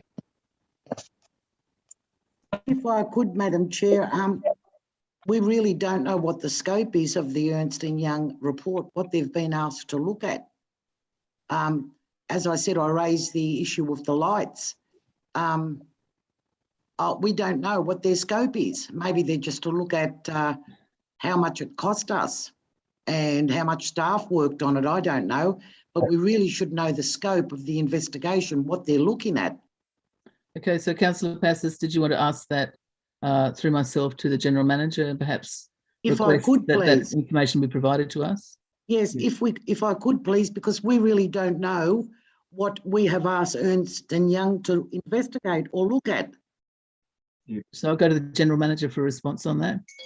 Thanks, Madam Mayor. They'll be looking at all facets of the project because we want to learn as much as we can. Like any project, it's good to do a lessons learned at the end, and this will be more detailed than that. The scope, I'm happy to provide that information to the council on the scope. Great, thank you. Okay, so Councillor Stamoulis, how are you going with the wording on that? Oh, okay, hasn't got audio.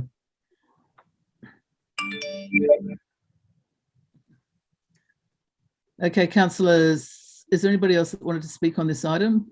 Yes, Councillor Porteous, I wish to ask a couple of questions. Councillor Passis has referred to issues that were raised with her by people who witnessed inappropriate goings on the site and issues with the installation of the lighting, I believe. Could I ask Councillor Passis to clarify those issues?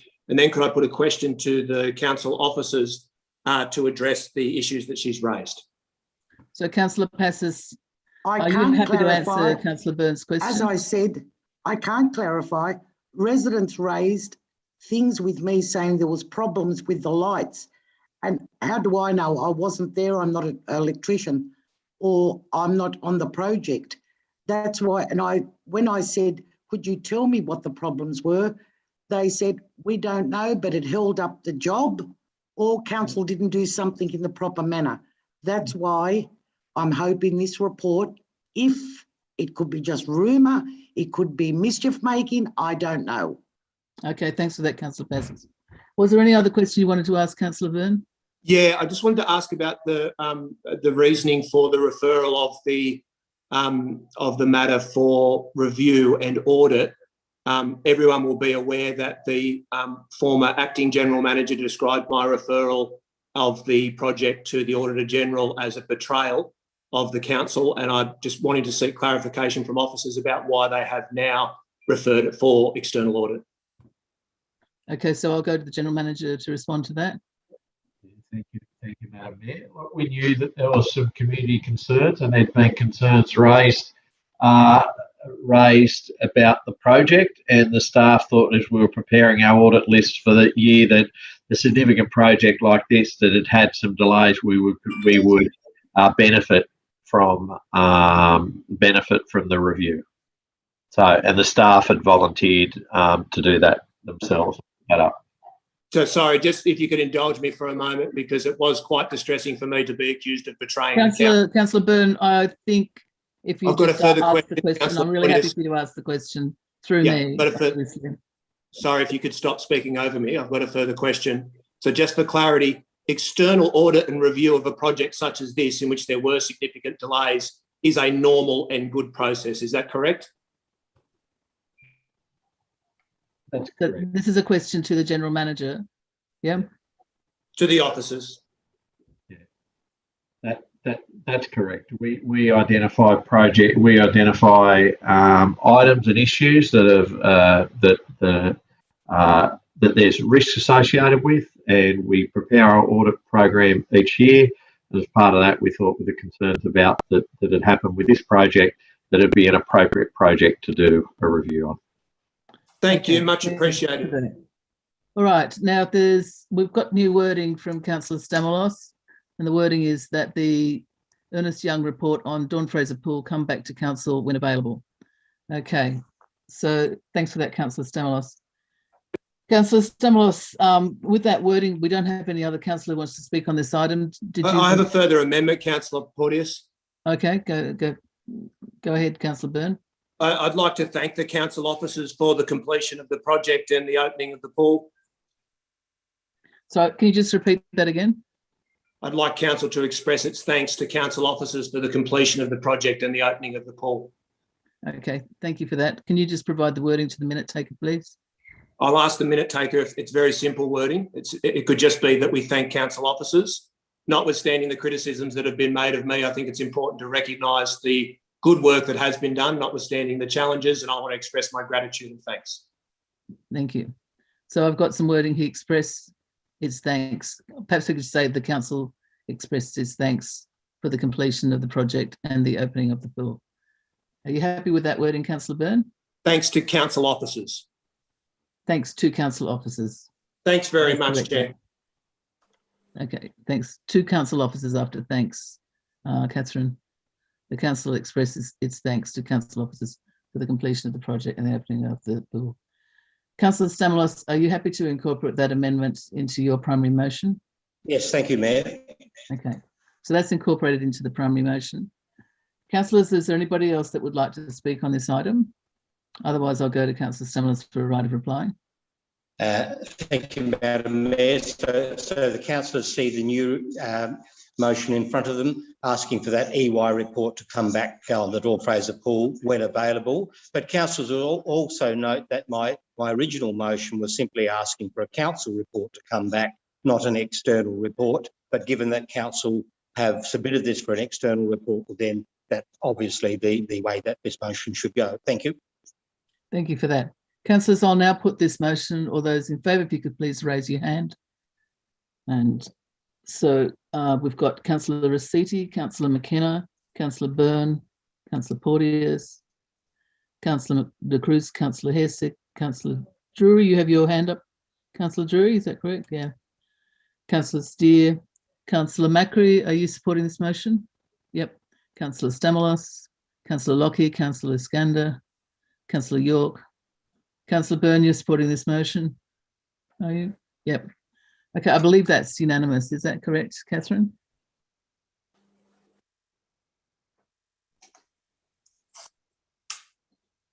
And Stamalos and Bass's supporting as Unanimous. well. That's unanimous. Okay, thanks, councillors. That's unanimous.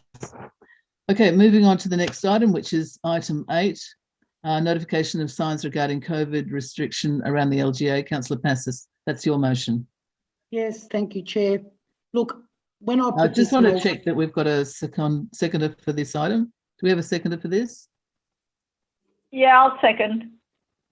That's Councillor Councillor De De Cruz. Cruz. Okay, thank you. Councillor Passis, over to you. When I submitted this motion, it was because I witnessed a lot of things and I had residents contact me about people not adhering to a lot of the COVID rules. Now, what I wanted, the last paragraph of the officer's report is very problematic to me. It's what we said on an earlier motion. New South Wales Health already provides a selection of artwork and informative posters available in A3 and A4 on their website. This is what I'm saying. Not everyone goes to the website. All I wanted, we could have downloaded those and handed them out to our shops at the station, in front of our buildings, at bus stops. And I'm also told, oh, the restrictions change every day. All I wanted was posters with masks depicting people washing their hands and social distancing. The Mayor has gone out and brought up some COVID issues after I put this up. And what the Mayor has done and what the officer's report says are really two different things. I feel quite upset that my motion looks like it was annoying somebody. I wanted just things to go out basic things. I wasn't asking council to go out and put an update every day on the numbers, who's in hospitals, who's on ventilators. With our ethnic background, most of our residents, all I wanted was posters where we could to depict people wearing masks, social distancing, and washing their hands. And I still think it should happen. A lot of people do not read. And leaflets that have gone out, 2 of the last leaflets that have gone out on different things do not have Arabic in them. And then I'm told, oh, it's on the website. Well, if a person of an Arab background, elderly, cannot read English, they would not know how to access the website. I don't do these things because I want to be a narc. I do these things because I know my community. I speak to people. And a picture speaks 1,000 words. Councillors, I want posters out at bus stops, at the railway station, in shop fronts, even at parks, laminated. Wear your mask, wash your hands, social distance. That's all I asked for. And as I said, the officer's report in this really upset me.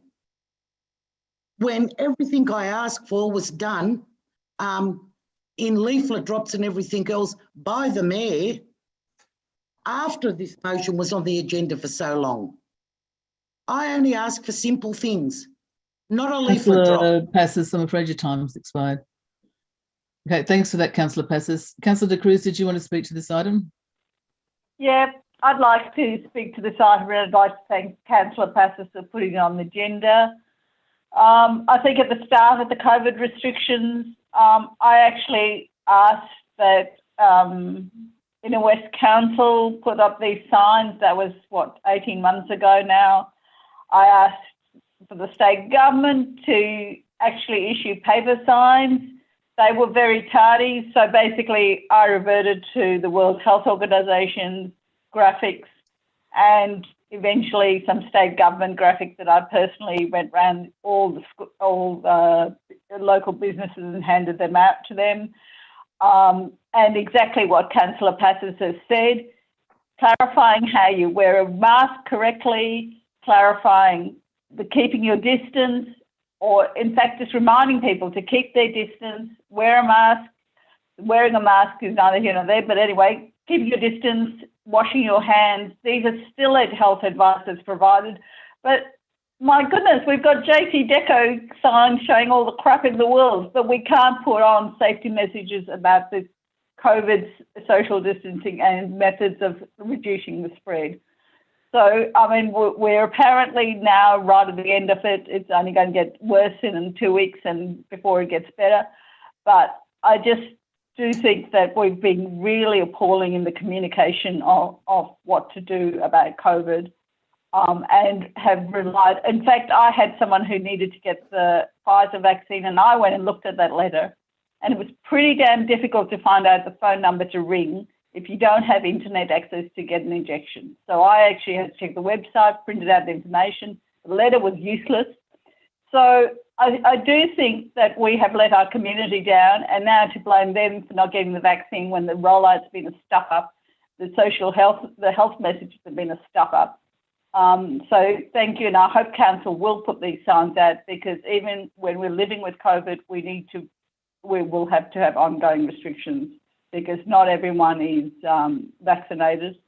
And so I think we can put these out, and the reality is that it helps reduce the spread of disease, and hopefully we will be able to hug and shake hands in the near future. Thank you. Chair, a point of clarification. Yes, Councillor Byrne. The motion reads that council supply and erect A3 posters in and around the Inner West local government area in multiple languages. These posters should be provided to local shopkeepers, businesses, placed in parks, at bus stops and other public areas. It doesn't state what the posters would be or what information they would provide. So could I seek clarification through you or through the mover of the motion what it is we're voting on? Yes. Yeah, I think I'll go to the mover of the motion, Councillor Passes. Yes, clarification is the staff can speak to councillors on this. I think every councillor would have something to offer on the feedback or what they've observed, as Councillor Margarita de Cruz said. It can be photos of someone receiving a jab, of the masks, of washing their hands, of social distancing. It doesn't have to be some great big expensive artwork. That's it, just basic simple things as photos of images of those things that the shopkeepers can put in the front of their shops. What we're told every day on the news and by the Premier repeating over and over again, get a jab, wear a mask, wash your hands. Just repeat it with sketches, pictures. That's all we need. Thanks for that, Councillor Passos. Was there any other question you wanted to ask, Councillor Byrne? Well, sorry, Chair, that doesn't address the motion before us is what we're voting on, and which that will be the lawful direction for the officers to adhere to. There's no reference to COVID-19, to vaccination, to social distancing. It's totally blank as to what these posters would be. So I'll ask you as Chair to clarify that. I don't see how we could possibly vote to endorse something that doesn't specify what we'd be putting up. Yeah, thanks Well, for that, the staff could have contacted councillors to get their input on what do you believe should go in the posters. We're working together on this, aren't we not? Councillor Passos, would you consider an amendment to your motion where you added erect A3 posters with information on how to be safe with the current COVID-19 pandemic? Yes, I would, Madam Mayor. And I would also suggest that the staff contact all councillors to see if they've got something that I haven't thought of that could go on the posters. Yeah. Yes, it's just to get the message out in simple terms in as many areas as possible. Chair, can I ask that we see the amended wording before we're asked to vote on it, and can I ask for advice from council officers given the comment that they've made in the business papers? Yeah, Councillor Byrne, the amended wording is already up, so you can see it now. And I'm happy to go to the appropriate officer for comment, which I think would be. I'm not able to see any amended wording. Okay. Do you want it read out? It says with information on how to be safe with the current pandemic. Sorry, Madam Chair, if I could. I really don't even think. Thanks, Councillor. Councillor Passos, did you want to speak again? You've got a right of reply. Madam Chair, I don't need the right of reply. What I'll need is, we don't even need it in multiple. Sorry, point of order, languages. Councillor Porteous. I've asked a question through you to the council officers. Councillor Passos doesn't have a right of reply to my question to the council officer. No, she has a right of reply before we put it to the vote. That's what I was inferring. Councillor Passos, I'm going to go to the council officer now to make to give us some guidance as to how this could be rolled out. Okay.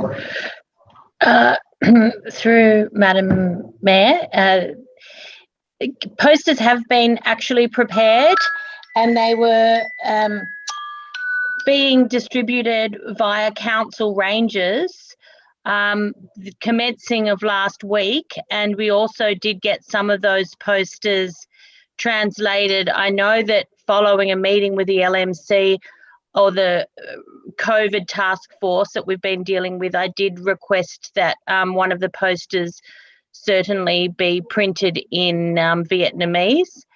And I think that the economic development team were also communicating those changes. And I also know that the council facilities, such as the libraries and the community facilities, all had posters on there relating to the 4 square metres or 2 square metres and the capacities, washing your hands, social distancing and keeping the inner west safe. And certainly those posters are still up in the various facilities.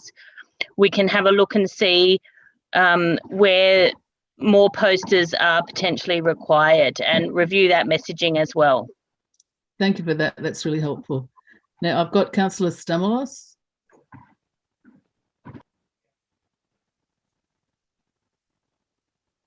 You're on mute, Councillor Stamalos. Thank you, Madam Mayor. That was a very interesting discussion. We had one councillor seeking greater clarification of the type of poster that would be released as part of this this motion, and we had a council staff member saying the posters have already been done and we don't even know what's on them. So that's typical of, I think, of some of the confusion that occurs. So maybe what would be nice, Madam Mayor and fellow councillors, is if we had a look at what these posters, the design of these posters before we release them, so they did have the messages on them that we wanted and the sorts of content that we think would be appropriate in the current COVID environment. So I would hope, as a standard practice now, and how many times have we approved flyers that have gone out to the public where in fact we haven't read them before, we didn't know what the content was, and in fact until it appeared in councillors' own letterboxes, we didn't know what was going to be on those flyers. So I think we're being a little bit pedantic this evening, but it would be a lovely practice, I think, if we did get to see some of these flyers and posters before they were released, even just to give a tick of approval or to correct any factual inaccuracies. Thank you. Thanks for that, Councillor Stamoulis. Just a point of clarification, Chair. Oh, yes, go ahead, Councillor Byrne. We've resolved, it's been our practice throughout the pandemic to stick very strictly to messages that have come from New South Wales Health in regards to public health. Yeah. In regards to the vaccination campaign that I initiated and that we've launched, we specified in our resolutions that we... You've already spoken, Councillor Byrne. Point of order. Sorry, Councillor Passos, I'm seeking clarification about a matter. No, Councillor Byrne, I'm assuming that this is leading to a question that you want to put to the council officer. Yeah, I'd have to go about... I'm giving you quite a lot of leeway, so well, I have to go I know, about but I'm quite longer. confident you'll come to the point. So I will. I'd have to go about 90 seconds longer to get to the length of questions that you and Councillor Passos generally put forward. Thank you, Councillor Byrne. Compliments are always appreciated. Please go ahead. Happy to put the question. So that's been our position, that we have stuck strictly to messages from New South Wales Health. Councillor Passos has spoken to the idea of consulting all councillors on their ideas, and Councillor Stamoulis has now proposed that councillors approve any messages. Councillor Byrne, no, I'm just going to stop you there. You actually need to get to the question. There is nothing in this motion that talks about approval being sought or requested. Well, I thought Councillor Stamoulis an amendment. You need to speak to the motion that's in front of you. And if you have a question to the council, you have already spoken. So if you've got a question that needs to go to the council officers, I'm happy for that to happen. But you don't have another 3 minutes to speak. So please get to the point. Okay. I have a question to Councillor Stamoulis and a question to the council officers. Councillor Stamoulis, are you proposing an amendment that councillors now approve the public health messages that go out through these posters? Did I say that? Yes. Well, where's the amendment? No, well, there's no amendment there, Councillor Byrne. What was your question to the council officers? I'll ask for advice from the council officers about whether it is best practice for councillors to be approving public health messages or whether we need to stick to messages endorsed by New South Wales Health. Councillor Byrne, look, I'm just going to rule that as out of order. I'm sorry. I think it's pretty clear that Councillor Stamoulis is not asking that. Councillor Passos is not asking that. I think it's pretty clear that everybody knows that they both said precisely that. So I'm just asking a question about it to the officers. I don't think a question could be ruled out of order. Point of order. But look, I will indulge you and go to the council officers. Thank you for your indulgence. If you could put the question, it's a pretty important one about public health messages during the pandemic, I would have thought. Yeah. So I'll go to the general manager and to the appropriate council officer. Through the mayor, that is correct. We do, all of the messaging is in line with the public health order, and we do not deviate from that messaging because they are the experts. Have I answered the question? Absolutely, absolutely. Thank you very much for that. Okay, councillors. Councillors, can we move on? We've got a motion in front of us. I have right had a of clarification of the information, and Councillor Passos will have a right of reply if there are no other councillors would you like to speak on this item. I'm going to go to Councillor Passos for her right of reply. Councillor Passos. Thank you, Chair. First of all I wanted photos. I'm not a doctor and either a councillor in the health business. It was visuals only. I did not even want translation wording. Visuals only to remind the people. That's all I said. And I'm afraid to say, Councillor Byrne, I'm sorry you're not the mayor anymore, but if that's going to be your behaviour from now on. Councillor Passes. I just No, Point of sorry. order. Point of order, Councillor Passes. Point of order, Chair. Councillor Point of order, Chair. Yeah, I agree, Councillor Byrne. Well, I haven't made my point of order yet, Chair. Okay, go. Councillor, Mayor Porteous, I'll ask you to direct Councillor Passes to desist from making personal reflections upon me in her right of reply, which is not in accordance with the Code of Meeting Practice. In fact, that was exactly what I was doing when you interrupted me, Councillor Byrne. I didn't interrupt you, Chair. I moved a point of order after Councillor Passes made an insulting reflection. No, okay. We were both going in the same direction. Councillor Passes, do not make personal reflections on Councillor Byrne or any other councillor. Your right of reply is referring only to the motion that is in front of you, please. Okay, thank you. Personal reflections were made on a resident that helped with the Bells Park. Okay, we'll move on. Move on. No, but Matt, okay. Move on. Same reflections were made. Move I'm on. saying I only wanted visuals. And where we were told that we've got posters up, isn't the library and all those places closed? So what are they doing? They're no good to the public if they're in our council buildings that are closed. All I wanted was visuals of masks, of washing hands, of social distancing, and to have the jab. I'm not asking for history and I'm not giving a health report. I just really cannot understand why there has been so much animosity on a motion that I put up just to help our residents and to see if we can try to address this insidious disease that's out there. Thanks for that, Councillor Passes. I'm going to put the motion now. Councillors, all those in favour, please raise your hand. So I've got Councillor Passes, Councillor Porteous. Councillor Byrne, are you supporting this motion? No, I'm against, Councillor Porteous. Okay. Councillor De Cruz is supporting. Councillor Kessie is supporting. Councillor Drury, you're no. Councillor McKenna, no. Councillor Steer is supporting. Councillor Macri supporting. Councillor Lockie supporting. Councillor Stamoulis supporting. Councillor Iskander, you're against, I'm assuming. Councillor Kiat, against. Okay. I'm against, yeah. Okay, so, and Councillor Byrne against. So it should be Byrne against. Sorry, we'll just do an against as well. Sorry. So can you raise your hand if you're against that motion? And I'm actually for the motion. So that's Byrne, Drury, Iskander, Kiat, McKenna, against. Councillor York, are you for or against?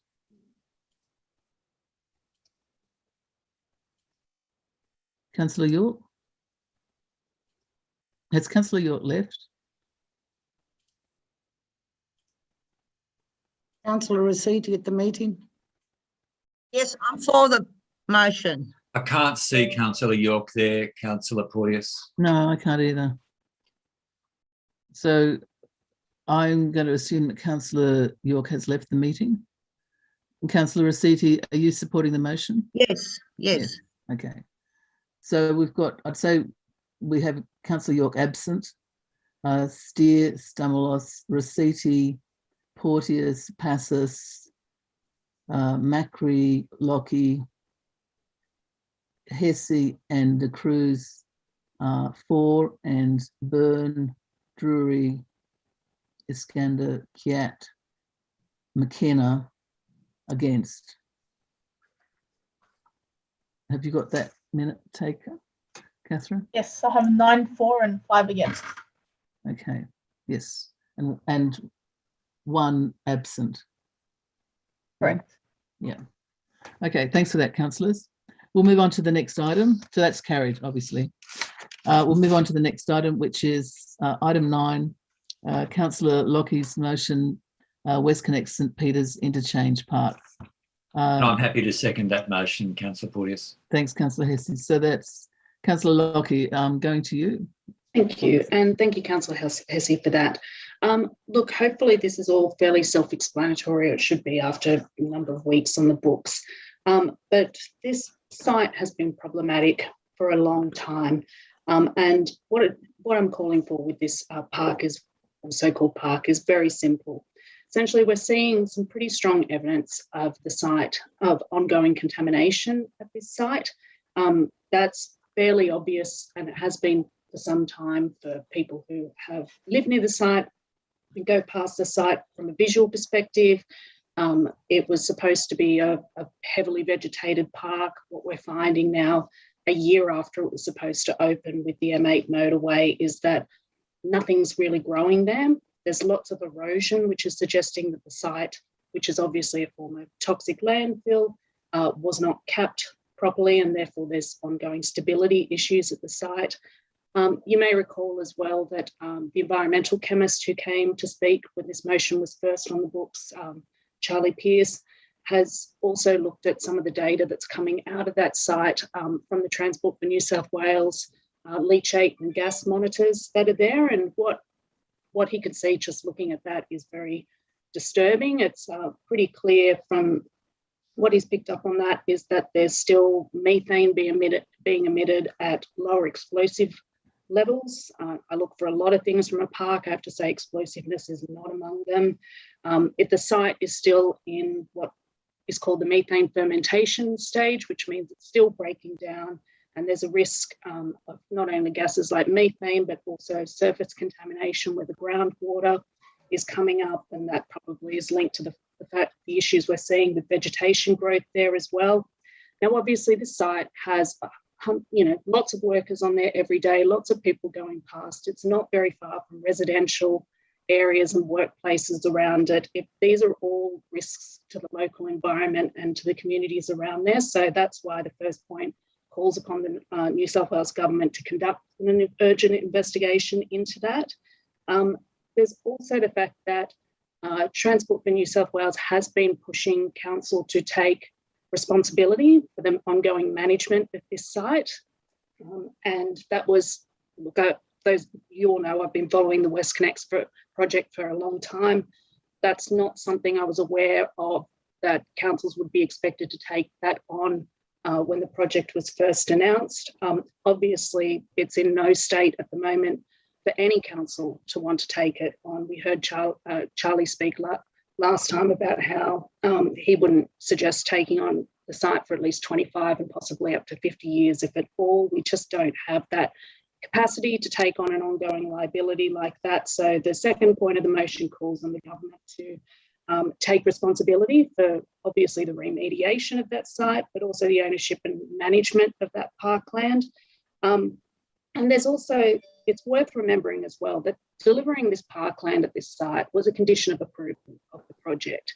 It is unfortunately looking like yet another condition of approval that was supposed to benefit or alleviate or compensate the community in some way for the impacts of this project that is still yet to be delivered, and we don't know when it's going to be. Councillor Lockie, your time has expired. Do you need an extension?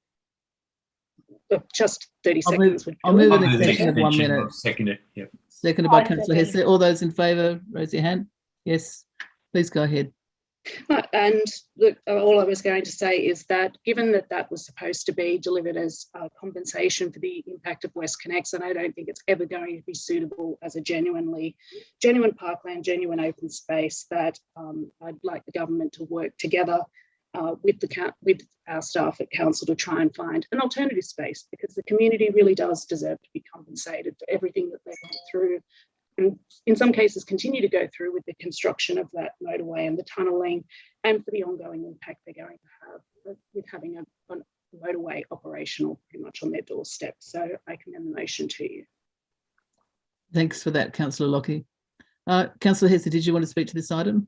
Yeah, briefly. Look, thank you to Councillor Lockie for bringing this motion to council. It's a very important one. And I hope that all councillors will support this. I think for those of us who have lived in the Marrickville Tempe area for a long time and who followed council for a long time, I'm sure Councillor Scander will be one of those, will recall in the late 1990s when there was a blue between Marrickville Council and New South Wales Government over who would pay for the remediation of the former Tempe tip. For reasons I won't bore people with tonight, it ended up being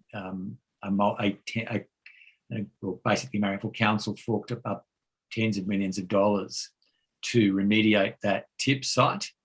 And I think we've got to be very, very careful we don't get something foisted upon us which will cost our residents more tens of millions of dollars to remediate another site properly.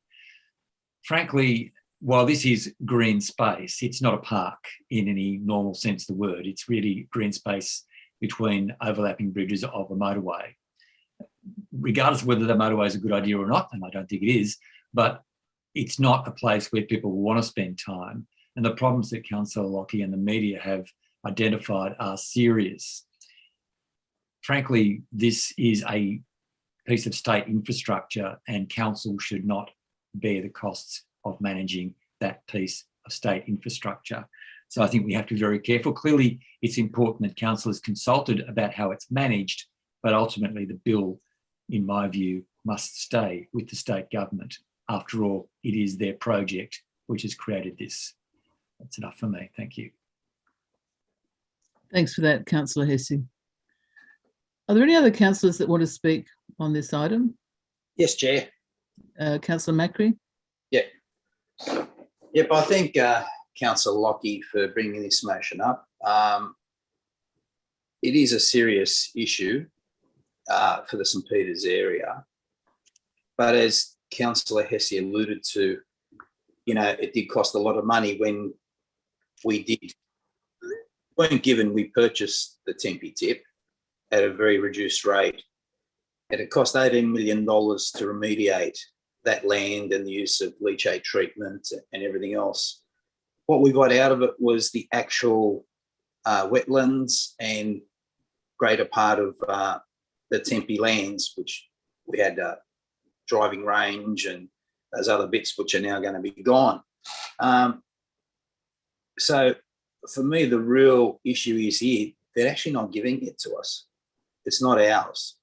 I'd probably have more confidence in council remediating that land than the state government because I know council would actually do the job. But why should council be foisted the cost of this, particularly when we don't even own it? It's not ours. And there's lower hanging fruit where we actually get a better outcome for open space for probably a lot less money than what this will cost us. I think the state government really needs to live up to their obligation. It was always going to be problematic when you excavated that site and actually used it as the centre. It was a tip, and it was only through the fact that we went through it at Tempe tip that I was aware of that. And I think that's why this is the right way to go. We should not accept that liability of that land. We should make sure the state government does live up to their promise and actually deliver it in a very sort of habitable sort of area, habitable space for the community to use. Okay, that's all I'll say. Thank you. Thanks for that, Councillor Macri. Are there any other councillors that want to speak to this item? I might just seek comment from the General Manager on this item and where we're at currently and how this could be implemented. If I could go to the General Manager. Thanks, thanks, Madam Mayor. I might just have to take it to Caroline. Sorry, Kathy. Sorry, Kathy. Yes, through the chair. Thank you. So council staff have met with transport staff on a number of occasions to discuss this piece of land. We've continued to raise a number of concerns. Clearly, council would not have ownership of the land. We will be responsible for care, control and management only. And we were only asked to take over this land very shortly prior to the completion of the M8 tunnels. And as a result, council staff have had no input into the design of this land. We have serious concerns regarding the potential contamination of the site and we have serious concerns regarding the stability of the mound. And we know that there's been a number of landslides observed on the mound. So we've tabled all those concerns with Transport, and to date there has been no agreement made between the organisations on how this land should be managed moving forward. Thank you for that. That's really helpful. Councillor, is there any other councillor that wants to speak to this item? Otherwise, I'll go to Councillor Lockie for a right of reply. Okay, Yeah, Councillor Lockie. Thank you.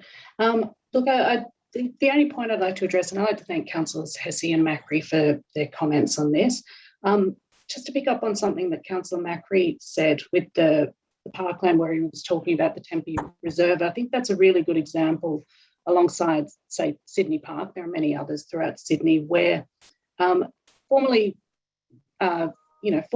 contaminated land has been successfully remediated and has been turned into community assets that are really highly valued and environmentally valuable as well. What we've seen here, as Ms. Edwards-Davis alluded to, is absolutely not that. This is a park that has not been designed as a park and can never be designed as a park because it is scraps of land around an interchange. And the really only significant spaces that are left over are things like the mound that we've seen a lot of erosion on, which is essentially the stuff that dug out of the rest of the landfill and dumped at one side, at the Canal Road end of the parkland. So this is not a space that's ever been designed as a park, and it's not in anywhere the same league as Sydney Park, which I know Transport for New South Wales has consistently tried to draw comparisons with. And just to close off, I'd really like to thank Cathy Edwards-Davis and her team for the work they've done on this. They've been really strong with pushing back at Transport for New South Wales and not wanting to take responsibility for this site, which absolutely shouldn't. And I hope that everyone supports this motion tonight, so we have that as a strong position of council and we can take this forward at a more formal level as well. Thanks for that, Councillor Lockie. Councillors, I'll now put this motion. All those who support the motion, if you could raise your hands, please.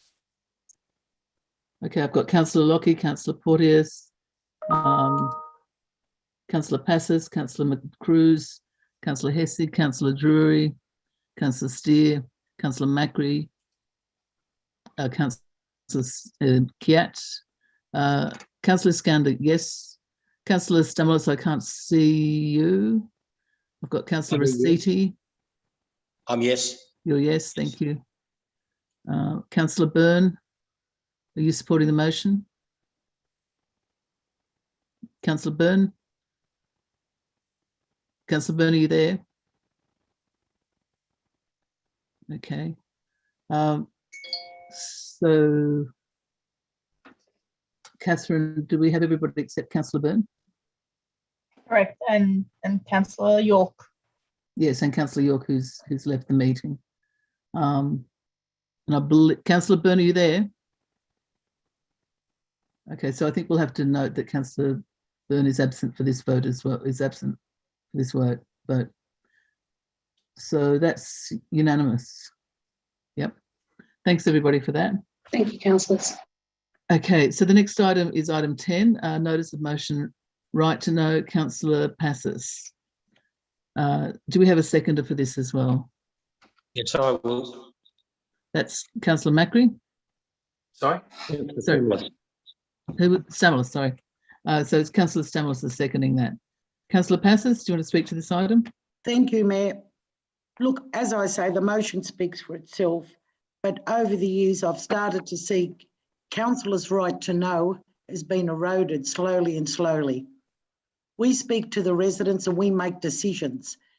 And I'm afraid to say the information that we get and the filtered comments from submissions by the staff, where the staff do a pretty good job trying to get it to us. But if a councillor doesn't want to read the submissions, well, they shouldn't be on council. You really need to know what your residents are saying, and everybody reads things differently. And sometimes residents write in a way that people take it differently. Where there are petitions, people know that signed petitions, they know it's a public document. And when they send in submissions, they really do believe their councillors are reading their submissions. They take the time to send them in. Now, I will not, I'm told time and time again, there's privacy issues. There are things in place. All a resident has to say is, I do not want my details disclosed. And they can not be disclosed. I believe that we have a right to see all the petitions in the form that they come in, not filtered or changed, or the opinion or the way the staff member read the petition, believing they know what the resident really wants to say. We are councillors. We are making the decisions, not the staff. We need to read the petitions from start to end.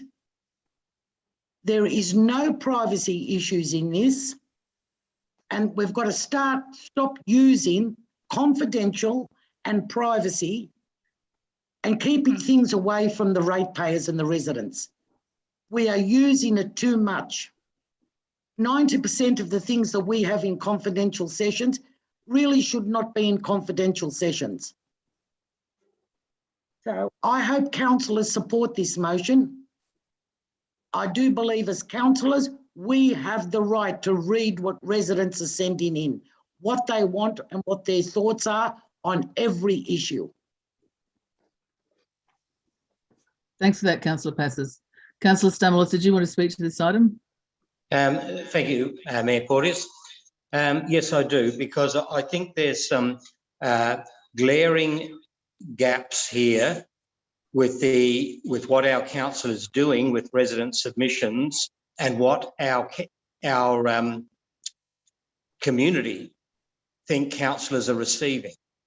Now, I know on numerous occasions that my residents have said to me, "Didn't you see my submission? Haven't you even read it? Do you know the extent of my comments?" And they even say to me, "So why didn't you contact anybody?" Well, I don't receive them. I don't know who wrote them. I don't know what's on them. And I think that is not good enough. This is something we're going to have to address very clearly. And it's a big departure from what some of our councils did previously, where councillors had the opportunity, they'd read certain comments, they'd contact a resident, they'd say, "Look, I would like you to clarify this. I need to know more about this issue." We do need this to be reviewed. We do need a better practice. And I know that 99% of the residents who put in submissions think their councillors do access them and read them, and we are not doing that. And I think in some ways this is letting our residents down. They're not aware. They are not aware that we don't receive them, read them, nor have the opportunity of contacting our residents to discuss these things further. That is a huge problem, a huge problem. So I'm supporting this motion in the hope that we develop better practices, better protocols and standards. And certainly, as I say, our residents, 99% of them, think we do receive these, we are informed, and they're wondering why we're not getting back. Thank you. Thanks for that, Councillor Stamoulis. So I've got Councillor McKenna and Councillor De Cruz. Councillor McKenna.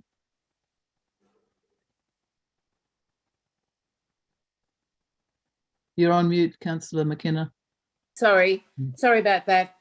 Look, I think we need to have we've got officer comments here and the privacy issues. I just wonder whether this needs to be discussed further with, the legal team or our lawyers and or Office of Local Government to find out exactly whether is there some directive or change to things that prevent us from having access to these documents. I feel a little restrained in supporting this without further information. Thanks for that, Councillor McKenna. Did you want to ask a question to the General Manager? perhaps about that? Well, we could to see if we should get some legal advice before we make this decision. Yeah. Would you ask him? So we'll Thank put you. that to the General Manager. Yeah, thank you. Thank you, Madam Mayor. Sorry about that. Yeah, we would. It is council. Council would have to redact. You can't not provide under the Information Act. We'd need to not put count. We'd have to withdraw and withhold particular details for residents. We do it if we publish any submission. I don't believe that we could do that in the manner that it's put forward now, that all petition submissions be accompanied with reports without redacting the details. We could put the submissions in, but not the details of the residents. I think we could still achieve the same objective, but than publishing the details of the residents. If councillors want to know the details of the residents, we can send that information to councillors, which we actually is in the officer's comment. But in relation to publishing it, we can't publish residents' details when they put that in. So just to clarify, Peter, you're saying that councillors could receive the submissions with the details of the residents, but then the one that would be published online would be without the that's right. Without the details. Without private details, correct. Okay, thanks for that. Councillor Cruz. Thanks, Chair. So I think let me start by saying I'd like to put forward an amendment and thank Councillor Passos for bringing forward this motion, because I've actually been asking for this similar sort of information for grant applications, and whether we can put, whether that's, that's implicit in this motion, so we probably don't need to amend it. I think I know where Councillor Passos is coming from, having been a person who's made very many submissions to state government and Commonwealth government on various issues, that submissions are generally made public, and the people who make submissions may choose or request that their submissions are not made public or are kept confidential for various reasons. And all submissions are actually generally published on the website. And that gives a certain degree of transparency. It allows people to see what other people have said. And I think that the community engagement reports that are published on the Your Say website, if people look at those reports and they find that their submissions, and people have taken a long time to make these submissions, are not actually reflected in those reports. And so that is very disappointing to them, and they are concerned that they've taken a long time, and they do expect, as Councillor Stamler said, that the councillors have read the submission. So I think that we do need to be able to be more confident in how we're treating these submissions from our residents on the various issues we consult them on. I know one of the problems is that we've run out of time. We've got such a workload that we don't actually even get a briefing on these issues. And so there's no kind of discussion. So officers have to just look at things. And I think often some things are put in the too hard basket and they just lost. So I think there's an obligation on councillors to pursue these issues. There's an obligation on the council when they're beyond the current policy. We need to move with the policy. It's not set in stone, and we need to adapt so that if the community is writing to us about particular things, we need to take note of those things, not just lose and say, oh, it was outside the scope of this particular consultation. So I'll be supporting this motion, and I hope it's taken in the spirit it's intended, that the councillors are better informed of what our community is thinking. And this is the input that should be going into our community strategic plan, into all our planning, and into our programs and policies and action plans. Thank you. Councillor De Cruz, did you have an amendment that you wanted to add? Did you say earlier, or? Well, the only thing is to actually specify that for grant applications, we actually see those grant applications as well. Can I suggest that that might be a separate motion to put forward? Okay.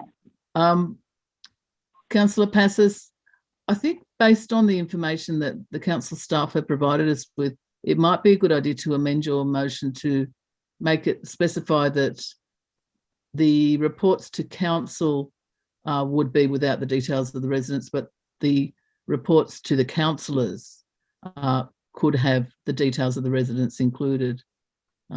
Would you be happy to put forward an amendment on that basis? Look, I don't want to be difficult, but when residents contact us by email or write to us,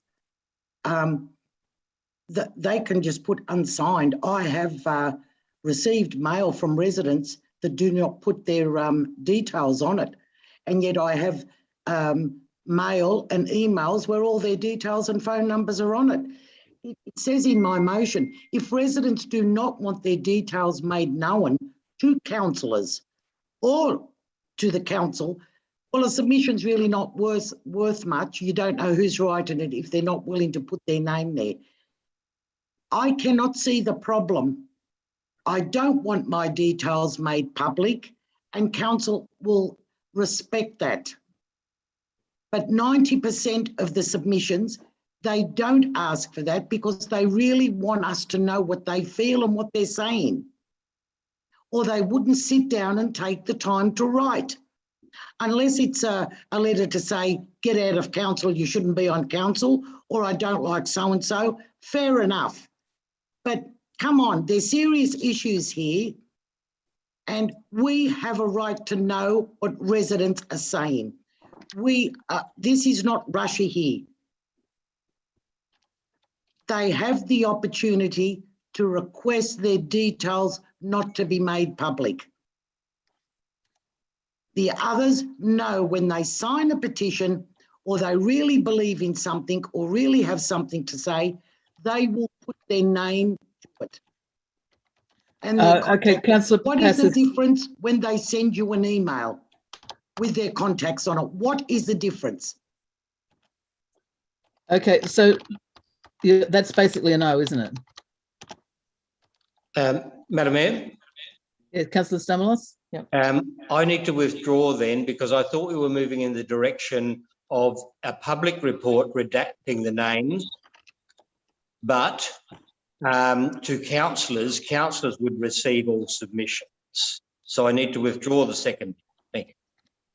Thanks, Councillor Stamalos. Look, I'm just writing an alternative motion to send to the minute taker. What I'm going to propose after this is that we take a 5-minute break as well, because I think we've been going for a while.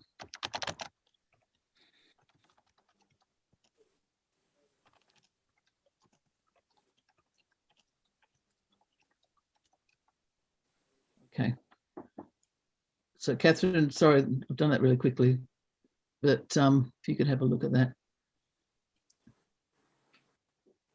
So I'm going to propose I guess a foreshadowed motion, Councillor Passis, because I think we do need to pick up the points that the council officer has made. So it's basically your motion, but it's saying that all petitions and submissions be accompanied with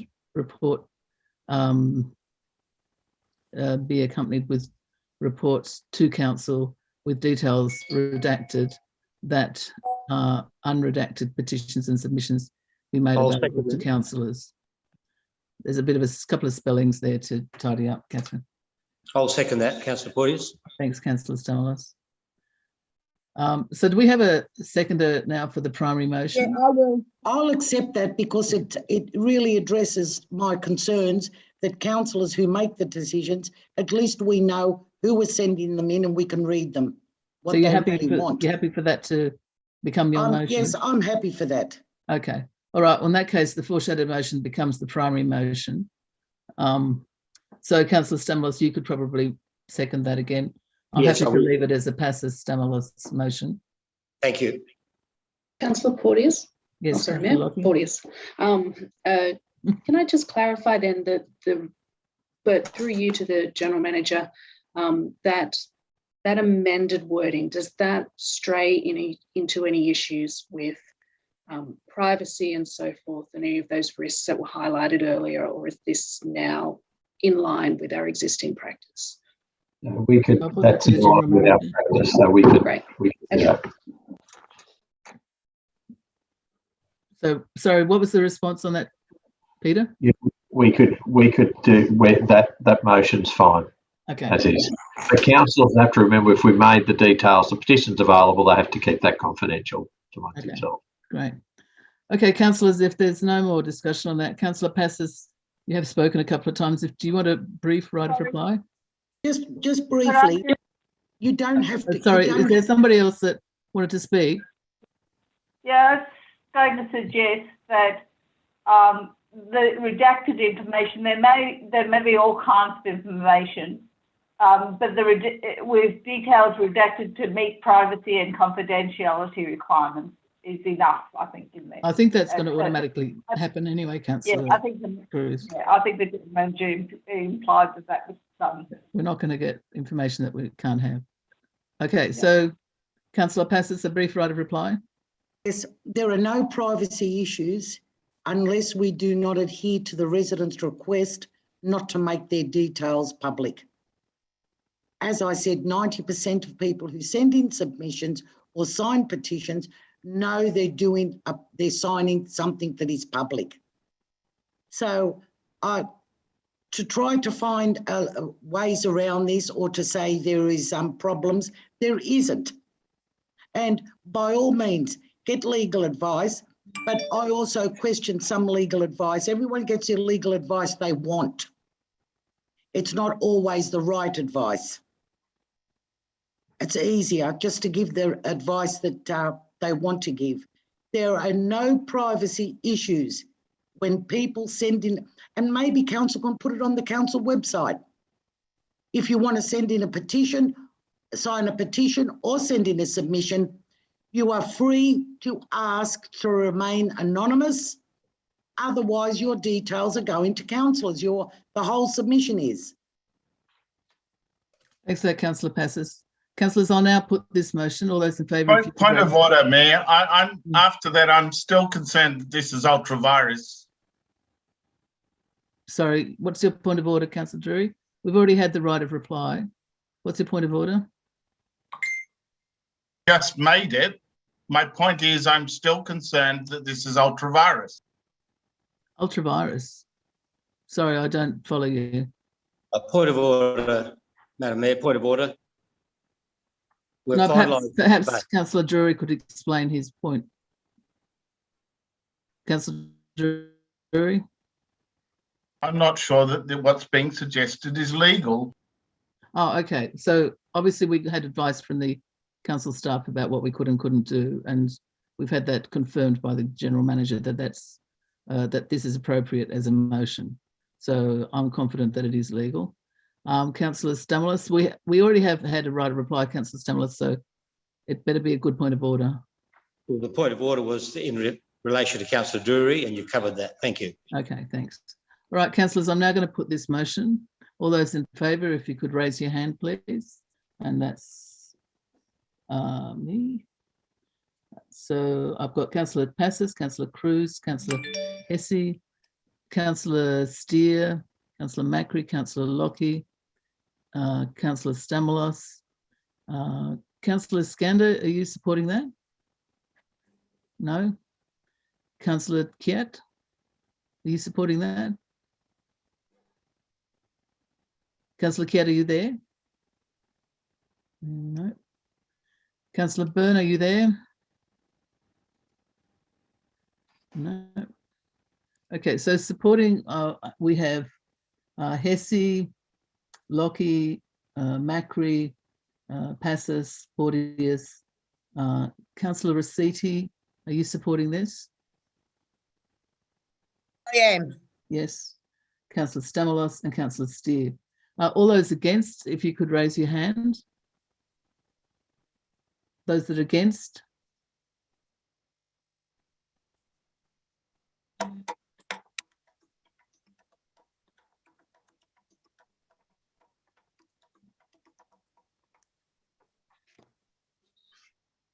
Okay, so I'm having a bit of difficulty. Councillor McKenna, you're against? Councillor Drury is against? So we've got Councillor Drury against, Councillor Skander against, Councillor McKenna against, Councillor York absent, Councillor Byrne absent, and Councillor Kiat, I believe, has also left the room. Okay, so Catherine, we have, what's the vote on that then? 9 for and 3 against. Okay, so that's carried. Thanks, councillors. Councillors, I'm going to call a short adjournment.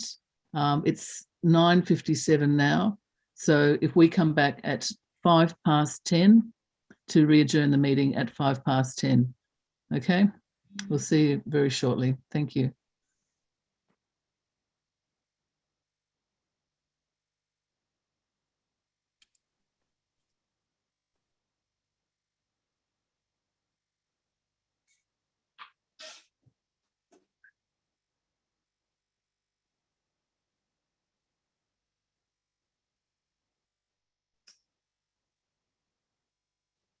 Julie.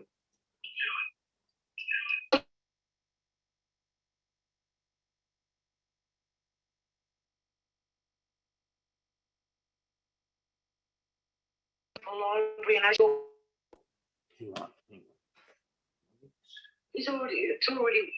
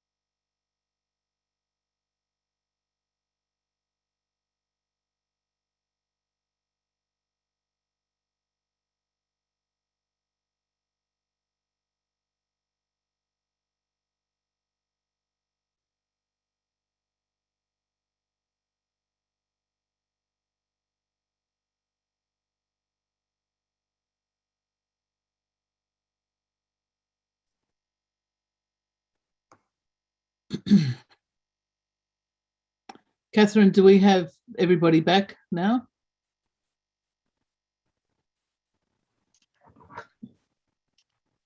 I can see Councillors McKenna, Cassie, Iskander, Macquarie, and yourself, Mayor. That's all so far. Councillor De Cruz. I can see Councillor De Cruz. De Cruz, Councillor Stamos. Yep, I'm back. Yeah. Councillor Yeah, Passes. yeah. Is Councillor Passes there? Yes, she's there. Yeah. Iskander. Okay. Looks like I think everybody's here. Oh, we have, at least we have a quorum. Okay. So councillors will reconvene the meeting and move to the next item on the agenda, which is item 11, public toilets cleaning. And that's Yes. again a motion from Councillor Passes. Councillor Yes. Passes? Quickly, I've had complaints from a few residents that have been, our parks and our public toilets have been used a lot now that everyone's out and about, exercising. And I've had a lot of complaints about the cleaning of our public toilets. So I don't know if COVID has any impact on it, or I'd like to know what the regime is for the cleaning and how often it's done. And I'm also aware of that we have some old toilets under the grandstand in Asheville Park. And I wondered, Madam Chair, if I could to the General Manager, I don't know, those toilets were very, very old, and that's why the new ones, I put forward to have the new ones built up near the playground a few years ago. Are they used, the ones under the grandstand? Could I ask the General Manager that question, please? Okay, Councillor Passes, I think we need to stick specifically to the motion, not to individual well, the toilets. motion mentions the toilet facilities under the grandstand. So, Point of order, Mayor. The motion is about an audit, nothing to do with toilets under the grandstand. Yeah, thanks, Councillor McKenna. I think what Councillor Passes is referring to is the background notes, which do refer to the toilets. don't know if the toilets are being used, and that's what I'm saying about the audit, whether they're going to be included in the audit. They were very old and they were locked. So through you, Madam Chair, to the General Manager, are the public using the toilets under the grandstand? Okay, Councillor Passes, I'll put that to the General Manager.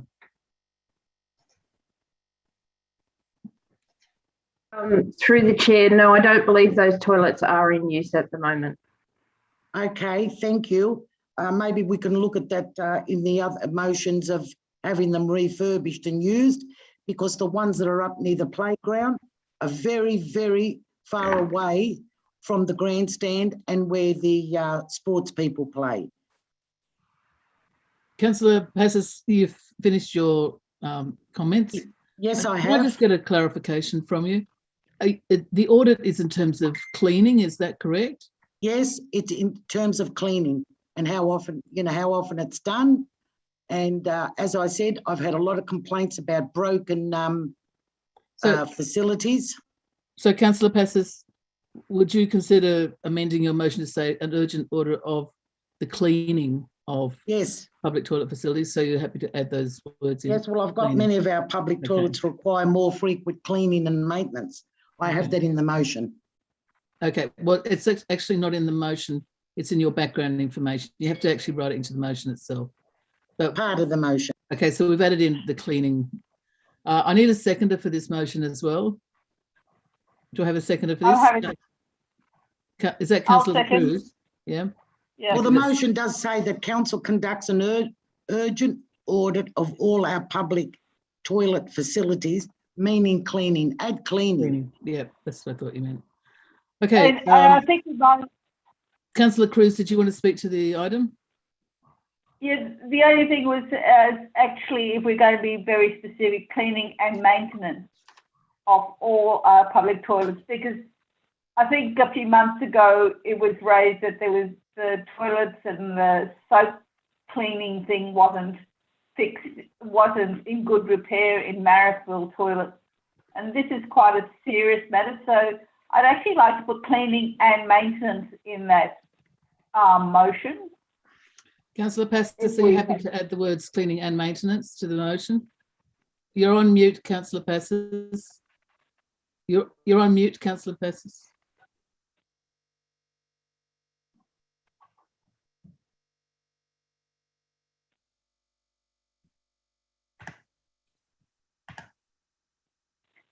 Okay, Councillor Pastis, you're happy to add the words and maintenance? You're still on mute, Councillor Pastis. Councillor Pastis, do you want to just do that if you're happy to add maintenance? No, I've just had one girl come down and help me. So what did you want to add to it? Councillor Cruz has asked. Councillor Cruz has asked if you can add the words and maintenance. Cleaning and maintenance. Yes, I've got that in my motion, but yes, add cleaning and maintenance. Not a problem. Okay, thank you for that. Okay, councillors, is there anybody else that wants to speak on this item? I've got Councillor Lockie.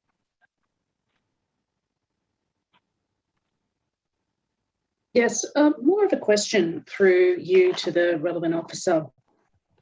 The comments that are in, the officer's comments that are in here says that council has undertaken an audit of its public toilets. And I remember reading that because it was within the public toilet strategy that we approved this year or last year. So I'm just wondering, the question is, what would be different about this audit compared to the audit that we already did quite extensively across the LGA?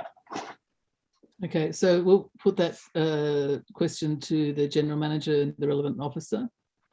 Yeah. Through the chair, thank you. The audit that Councillor Lockie is referring to does cover the issue of maintenance. The motion as it's currently written calls for an audit of cleaning, which was not covered as part of that audit referred to in the comments section. Thank you for that. Can I ask a further question, please, Sure. Mayor? Yeah. Look, just in terms of, look, I imagine, I'm taking a guess here that the previous audit wouldn't have covered cleaning because that tends to be a fairly transient thing as opposed to maintenance, which is something that needs to be repaired. What would an audit of cleaning across all of our public toilets look like? And wouldn't that be quite a big impost on the council compared to being able to respond to issues as they arise? Okay, I'll go to the relevant officer again. Through the chair, you are correct. In terms of cleaning, it is quite transient. I guess we could note the frequency with which we do clean all of the toilets and make that available to the councillors if that is of use. Okay, thank you for that. Okay, are there any other questions, Councillor Lockie? Are there any other councillors that would like to speak on this item? I have a question. Yes, Councillor Cruz. Yeah, one of the things we don't have is how to report anything if there is a flaw, because with the Maripol toilet, someone just said to me in passing, the soap dispenser has never worked. And I've said, well, how do you report that? And they didn't know how to report it. It's not even clear who the council is who's responsible for it. So I think we've actually got to have some sort of mechanism for people to know who to report to. Because one of the things I know on a lot of council buildings, on the Annandale Community Centre, for example, the only sign on that building is a 24-hour security. So there's very little information on how the community can actually report that soap dispensers are not working, presume there's toilet paper in the toilets, or there's a leak or taps are running, all those kind of things. It'd be really good if we can figure out how we ensure that kind of maintenance happens, and when there is a problem that the community actually does report it or how they report it. So I think those are the kinds of things that we need. We need a system which actually works, that someone's checking, whether the cleaners have to check whether things are broken. Who do they report to if they find something failure? So I think was that all covered in the audit and in the toilet strategy? Perhaps the officer could respond to that. I'll put to the relevant officer. Through the chair, the easiest mechanism to report any maintenance issues would be through council's CRM system. In terms of things such as soap dispensers being broken, it is part of the cleaners contract that they do report that to council, to the relevant council staff, their contact at council staff. So that is part of their role, and it's written into the specification of their contract. Thank you for that. Could I just ask a further question? I think you missed the point. The point was not that you reported to the website. The point was, how do people, when they see that soap dispenser is broken at the toilets in Steel Park, how do they know who to report it to? I'll put that to the relevant officer, to yourself, Kathy. Through the chair, I guess we rely on the fact most people are aware that public toilets are managed by the local council, unless they're clearly a sort of privately provided toilet. That's about all I could say. Maybe I could add that maybe I could add into my motion that we put signage in the toilets to report extra cleaning if needed, or if facilities are broken. Maybe we can put a number inside all the toilets, a sign. I think that would address that. Yeah, we'd be happy to do that, Madam Mayor. Sorry, say that again, Peter. Yeah, we'd be happy to do that, Madam Mayor. If a sign at each toilet would be fine. Okay, so Councillor Passes, do you want to add an additional point there? Yes, we'll add. Yes, could all the public facilities, they do it in Singapore, and I forget another country I went to. They said report all problems, and they had a number that people could report the problems. That's not so that signage be provided in all public toilet facilities to report cleaning and maintenance issues. Is that, you happy with that? Yep. Okay, could that be added to the minute taker? Add that. Can we then move on, councillors? I'm quite concerned about the time. Sorry, I've got a first one, and that's about the public toilet map. I think I put that previously in the motion, so I hope all our toilets are now listed in that map. So what's your amendment, Councillor Cruz? The question to be, well, that not only does the signage on the toilets, but that all our toilets are included in the public toilet map. Okay, so we have two amendments then. One is that all our toilets are included on the public toilet map, and the other amendment is that signage is provided in all public toilet facilities to report cleaning and maintenance issues. Thanks. Are we happy with that? Yeah. So we're just going to also add that all our toilets be included in the public toilets map. If the minute taker could add that as well as a further point. So councillors, is there any further discussion on this item? Otherwise, I'll go to Councillor Passes for a right of reply. Councillor Passes, did you? I think it's all been said. We can all vote on it. We need to move on. Thank you. Okay, we've got that further point being added. Great. Okay, councillors, I'll put this. All those in favour, please raise your hand. I've got Councillor Rossetti, Councillor McKenna, Councillor Passes, Councillor Porteous, Councillor Steer, Councillor Macri, Councillor Skander, Councillor Hesse, Councillor De Cruz, Councillor Stamalos. Councillor Locke, are you supporting this?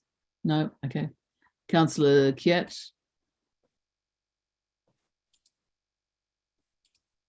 Okay. And yeah, that's fine. Councillor Kiat, yes. And Councillor Locke, you're against. Councillor Drury, are you supporting?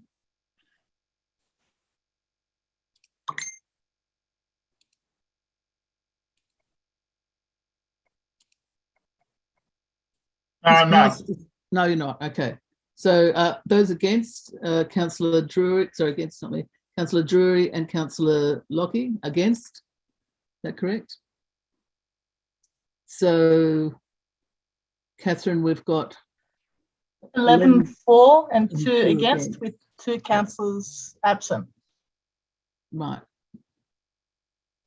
Yes, that's correct. Okay, thank you for that. So that's been carried. Thanks, everybody. So the next Mayor, item, yes, may I Councillor move Drury. suspension of standing orders in order to deal with the matter in the confidential papers, please? There's one item in the confidential papers. It would be good to actually get through the items that we've got on the agenda. We've only got... Thank you, Chair. We've got... I do agree we have to get through that confidential item. Could I ask that you move that again, say in about 10 minutes time? See if we can get through another couple of items at least. Councillor Drury? I mean, I can test it now if you like. I've moved it now. You can either put it or not put it. That's up to you. Okay. No, if you want to, it's a procedural motion, so I'll put it. We'll see if we'll see how we go. So you'd like to move that we move into confidential camera now to deal with the one item in. Yes, I moved that we suspend standing orders in order to deal with the item in the confidential papers. Okay. Do we have a seconder for that? So we don't have a seconder for that, Councillor Drury. I think Councillor McKenna is. Okay, Councillor McKenna. Okay, Councillor McKenna is seconding that. Thank you, Councillor McKenna. Okay, Councillor, so I'll put that. All those in favour, if you could raise your hand. I second that. Okay, and I've got Councillor McKenna who's already seconded it.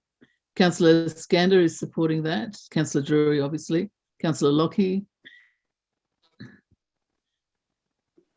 I second. Yeah, I've got you as well, Councillor Skander. Councillor Macri, how are you voting on this? Are you supporting that, Councillor Macri? Councillor Rossetti, are you supporting that? Sorry, Chair, I'm just having, my battery's about to die on the iPad, so I know, no, I'm not supporting it, no. Okay, Councillor, I think we've basically got Councillor Skander, Councillor McKenna and Councillor Drury voting to suspend standing orders and bring forward the confidential item. Those against, if you could raise your hand. So that's Stamalos against, Kiat against, Rossetti against, Councillor Hesse, you're against, is that right? Yep. Passes against, Steer against. So how are we going, Catherine? 4 in support and 9 against. Okay, so that's been lost. So Councillor Drury will keep going with the standing orders at this point in time. So the next item on the agenda is item 12, which is barbecues. Again, it's a motion from Councillor Passes. Do we have a seconder for this item?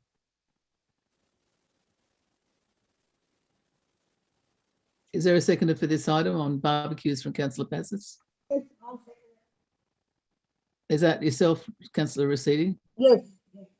Okay, so Councillor Rossetti is seconding that.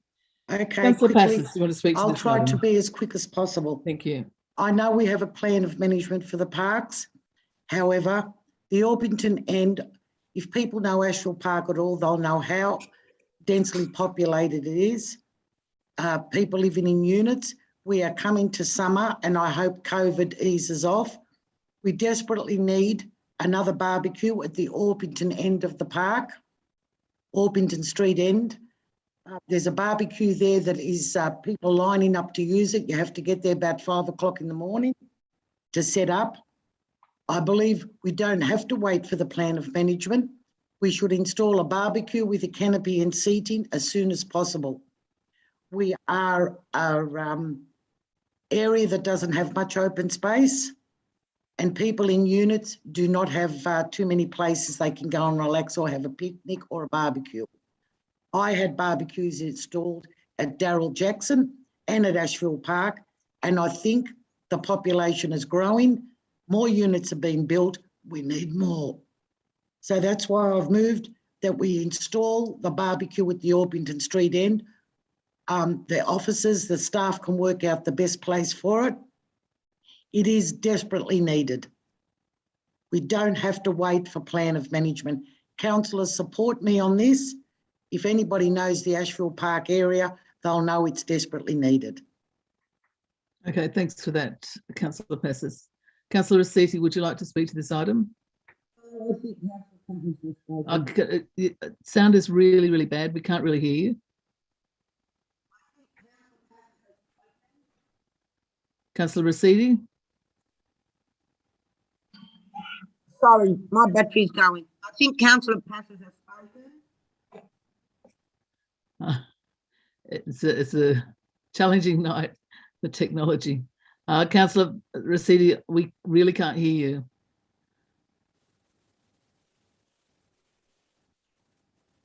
Councillor Rossetti?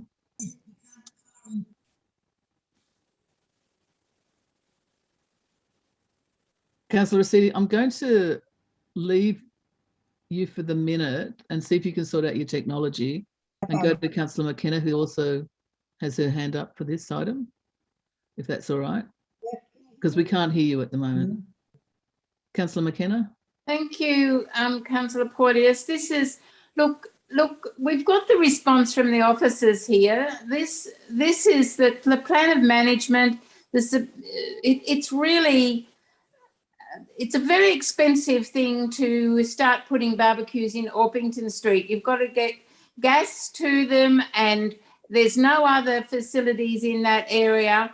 It needs to be something that's considered in the whole of the park plan. I mean, this is just, and this is tens of thousands of dollars this is going to cost, and then they'll want picnic sheds and things, you know, like tables and chairs.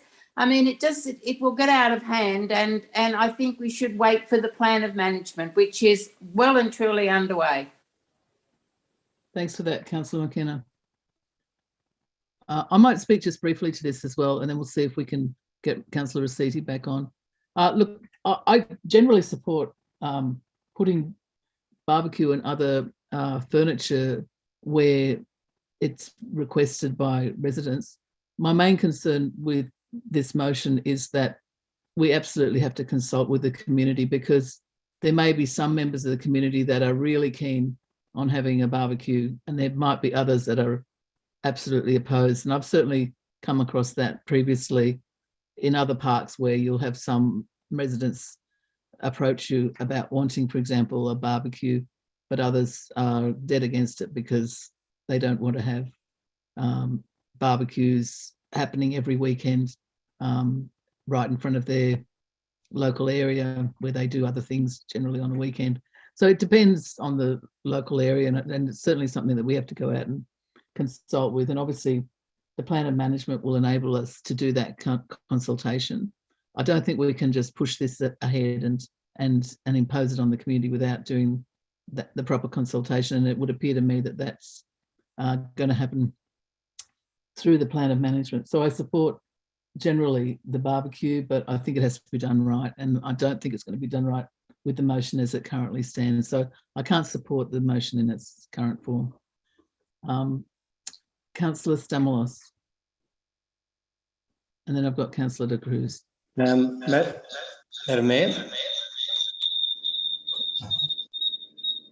I fully support your comments. Sorry, my microphone's not working. I'll try another.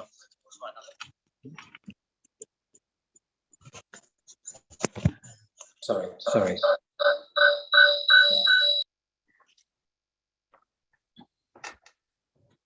You've got a bit of an echo, Councillor Stamalos. No, can you hear me now? Yeah, that's a bit better. Okay. Look, I fully support your comments, Mayor Porteous. I don't think we should ever make plans for our parks or make significant changes against plans of management, certainly without further consultation. So I can't support this motion unless consultation is done. Thank you. Thanks for that, Councillor Stamoulis. Is there anybody else that wants to speak on this item? Otherwise, I might go to Councillor De Cruz. Sorry, Councillor De Cruz. Yeah, look, yes, I agree about the consultation. I think we did move a motion, which I was reminded of, about putting netball rings and playgrounds in Hammond Park, which of course all sorts of problems because there wasn't proper consultation with the community. So I'm afraid that I think and it does appear that the barbecue area, that extra barbecue facilities has been identified in the plan of in the feedback on the plan of management. It's discussing it as future expansion, but I think maybe we need to bring that forward. But I think it needs to be done in the context of the plan of management, and perhaps when we're adopting the plan of management, we can remember to put in or check that the barbecue area is, the expansion of the barbecue is brought forward. So perhaps Councillor Passes could actually say that the plan of management does include something along the lines of the plan. We put this into the plan of management more explicitly than has already been done in the comments. Would be the appropriate way to go.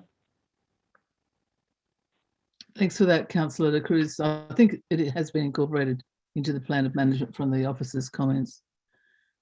Are there any other councillors who want to speak on this item? So I'm going to go to Councillor Passes for a right of reply. Okay, thank you. The second sentence of the officer's report says, in response to community suggestions, the existing barbecue area has been detailed and documented for future expansion. So it looks like people do want future expansion. If anybody knows the park at all in the Orpington Street end, it will infringe on no one. And if the consultation is going to ask specifically, do you want another barbecue? I hope it's in about 10 different languages, because that's the residents that live in that vicinity, and they're the ones that will use it. It will impact on nobody. The comments from the officer is only agreeing with what I'm asking for. The people are already wanting an extra barbecue, future expansion of the one that's there now. And to say the next thing they'll want, the people will want. Well, that's what we're here for, to give the people what they want when we can. And as for expense, I think we can find the money to do it with the money that this council has spent over staff and other things that we've spent our money on. And to deny, and I can't believe the comments that I've heard, to deny these people to have an extra barbecue, which the officers even suggest has already been brought to them. I cannot believe what I heard tonight. Next, they will want. We are here to give them what the majority want. Okay, thank you for that, Councillor Passes. I'm now going to put this motion. All those in favour, please raise your hand.